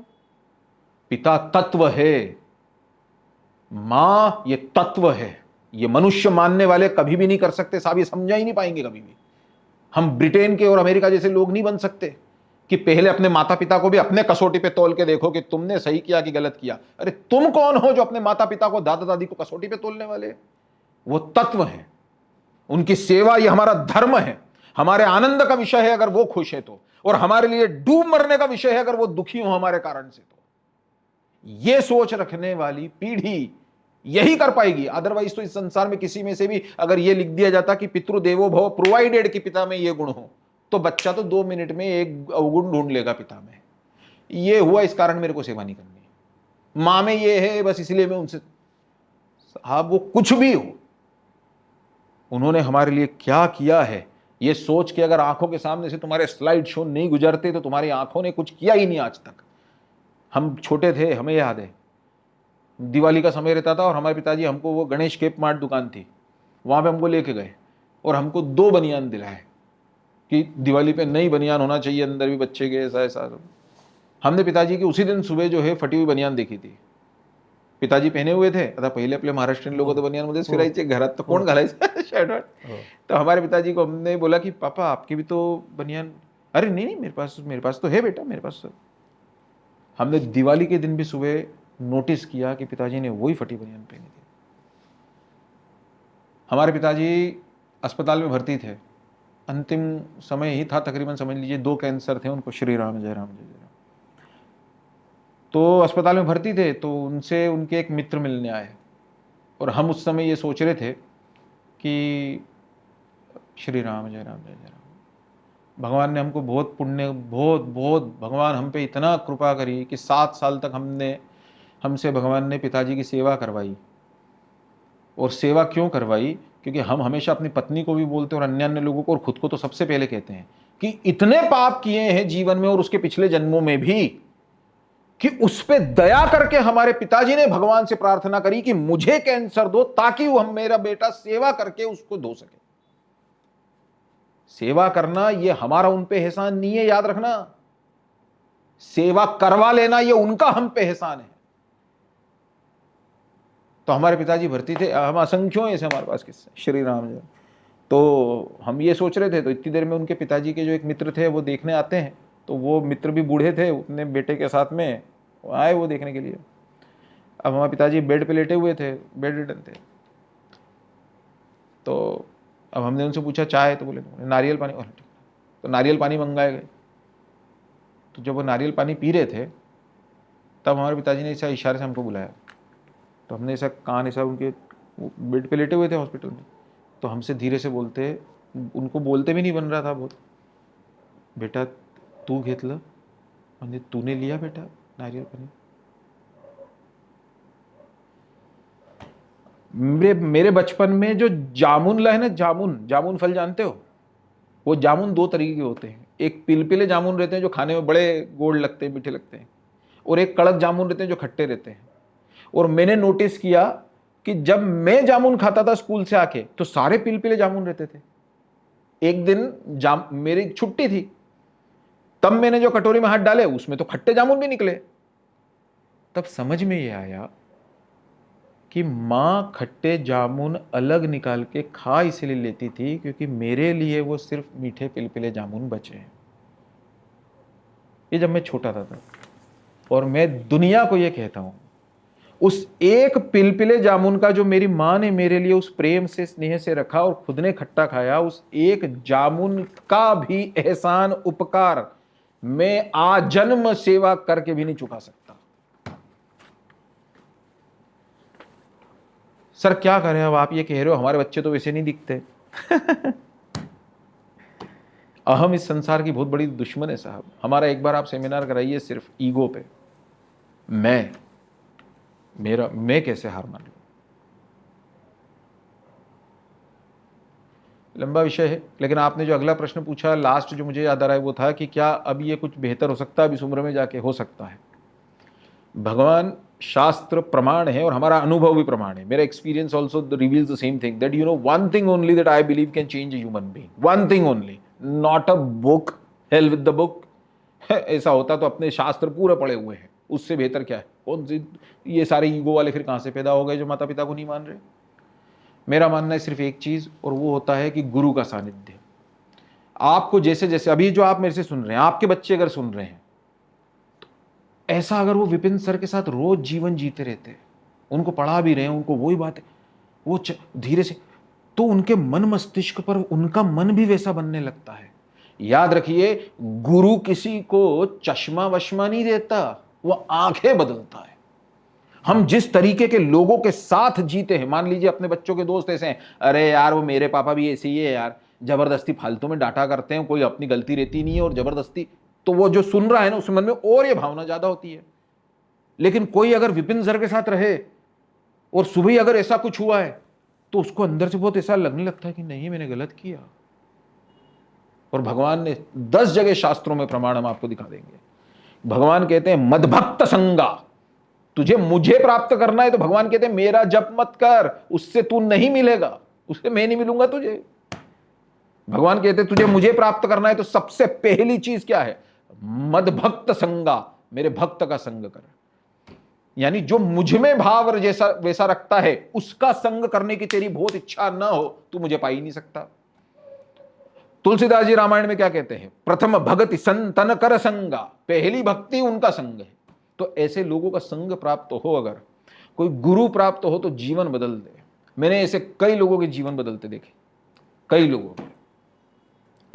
तो हमारा मानना है कि गुरु का संग हो। हमारा श्रेष्ठ मित्र हमारा गुरु है श्री राम। हम इसको कह रहे हैं, इसको तंत शब्दों से मत लीजिएगा, गुरु मित्र नहीं होता। ये हम फालतू के डेफिनेशन में हमारा भरोसा कोई नहीं है। श्री राम जी, गुरु हमारा श्रद्धा केंद्र है। वो तो बस वो हमको अच्छा लगता है, हमें चेहरे पे मुस्कुराहट हमारा गुरु है। स्वामी विवेकानंद का किस्सा सुना के हम खत्म करते हैं, 2 मिनट बस और लेंगे आपके।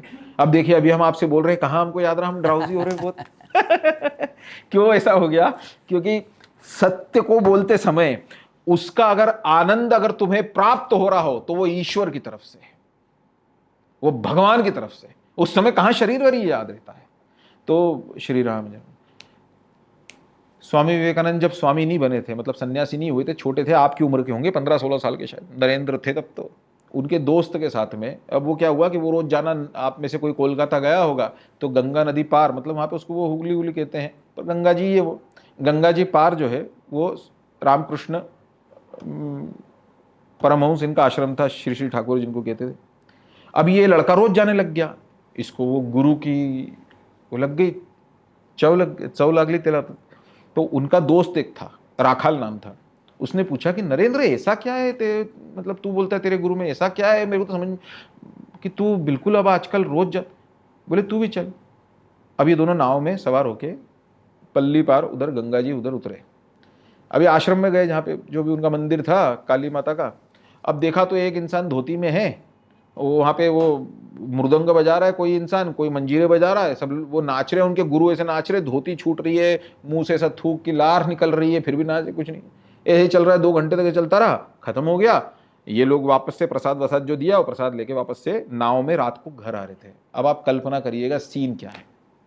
रात का समय है कोलकाता का, और गंगा जी का बड़ा पाठ है, और वो नाव, पहले की नाव आपने देखी होगी, वो है ना, वो बहुत सारे लोग एक नाव पे बैठते थे और वो इधर से उधर जाते। अब राखाल थोड़ी देर तक तो चुप रहा, उसने नरेंद्र को पूछा कि नरेंद्र एक बात कहूँ? नरेंद्र ने कहा हाँ, मतलब स्वामी विवेकानंद, इन फ्यूचर स्वामी विवेकानंद। बोले हाँ। राखाल ने कहा कि मैंने नोटिस किया 2 घंटे तक मैं वहाँ रहा, और मुझे तो कुछ खास लगा नहीं, मतलब वो नाच रहे थे तेरे गुरु, और वो सब वो कीर्तन चल रहा था जैसे 10 जगह चलता रहता है। और सबसे बड़ी बात तो नरेंद्र ये थी कि मजे की बात मैंने नोटिस किया कि उन्होंने तेरे को एक बार भी नहीं देखा। तू सामने सामने बैठा हुआ था, तू ऐसे बैठा था, उन्होंने एक बार भी तेरी तरफ नहीं देखा। क्या मतलब है? फिर जाने का मतलब क्या? आप स्वामी विवेकानंद का उत्तर सुनो नरेंद्र का। वो कहते हैं कि मैं अपने गुरु के पास इसलिए नहीं जाता कि वो मुझे देखें, मैं इसलिए जाता हूं क्योंकि मैं उनको देख पाऊं। वाह, बस यही है। जिस दिन ऐसा कोई मनुष्य मिलता है ना जीवन में, उस दिन फिर वो जीवन परिवर्तित, उसमें वो ताकत भगवान ने देके रखी है, और उसमें भी नहीं देके रखी, वो अपन ने उसको गुरु जो श्रद्धा मान ली, उस श्रद्धा में वो ताकत है। हो जीवन परिवर्तित होने के लिए ही है। अगर जीवन परिवर्तित होने के लिए ना हो तो मुझे सोच के बताओ, पिछले टेस्ट में तुम्हारे नंबर कम थे और यही नियम हो कि इसी कारण से, दिस इज अ रूल, कि इसी नियम से तुम्हारे अगले टेस्ट में भी हमेशा कम आएंगे, तो फिर तुम मेहनत क्यों करोगे? और पिछले टेस्ट में तुम्हारे बहुत अच्छे नंबर थे और इसी रूल के कारण अच्छे थे, तो अगले सारे टेस्ट में तुम्हारे नंबर अच्छे आएंगे, तो तुम मेहनत क्यों करोगे? अच्छी आने। You do the things only because you want to change your future from your past. So it is very much possible. बहुत बहुत धन्यवाद सर। और पिता और वो सारी बातें वो हम आपको बहुत लंबे हैं, हमारे उसके ऊपर सेमिनार होंगे आगे भी, अभी स्कूलों में भी और अन्य में भी। वो हमारे सबसे पसंद का विषय है, क्योंकि हमें ऐसा लगता है कि हमारे स्कूल्स भी और हमारे कोचिंग भी वो कोई उद्देश्य पूरा नहीं करते साहब। हमारे यहाँ सिर्फ और सिर्फ हम बच्चे को इंसान मान ही नहीं रहे, जबकि आप अगर इनके प्रश्न देखेंगे तो ये कितने ज़बरदस्त प्रश्न हैं, ये इंसानों के प्रश्न हैं। और इंसान अगर बन गया, उसको ये थोड़ी बताने की जरूरत है कि फिजिक्स कैसे पढ़ना, उसको ये बताने की जरूरत है कि क्यों पढ़ना। जो क्यों इसका उत्तर जान गया जी, आधा काम हो गया जी सर। और जिसने क्यों ना जाना उसको आप क्या कर लोगे? उस बच्चे को आप बोलोगे रात को 2 बजे तक पढ़ाई करनी है तो पढ़ाई थोड़ी करेगा, वो 2 बजे तक घड़ी देखता रहेगा। पर जिसको ये पता पड़ गया क्यों, तो वो तो मोहे लागी लटन गुरु चरण ने की वाला रोल है। वो आपको नहीं समझ में आई होगी लास्ट लाइन, स्टूडेंट्स को वो आप भूल जाओ, डिलीट इट। आप आज के जो प्रश्न के उत्तर जो मैंने दिए उसमें आपको जो सही लगा होगा, श्री राम जय राम जय जय राम, वो मेरे गुरुजनों का मुझे दिया हुआ है, और जो आपको अच्छा नहीं लगा होगा, बुरा लगा होगा, वो मेरी क्षुद्र बुद्धि से मैंने दिया। मेरे पिताजी का आशीर्वाद मेरे ऊपर था जो मैं ये सब संस्थान करा है और आज इस पीठ पे बैठ के कम से कम आपको उत्तर देने का अधिकारी बना।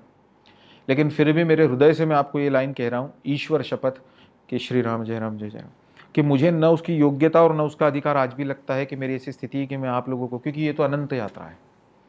लेकिन अगर आपको कोई चीज़ अच्छी लगी होगी तो मैं फिर कह रहा हूँ, वो मेरे गुरुजनों की है, मेरे पिताजी मेरे आई का आशीर्वाद है, उनके कारण है सब कुछ।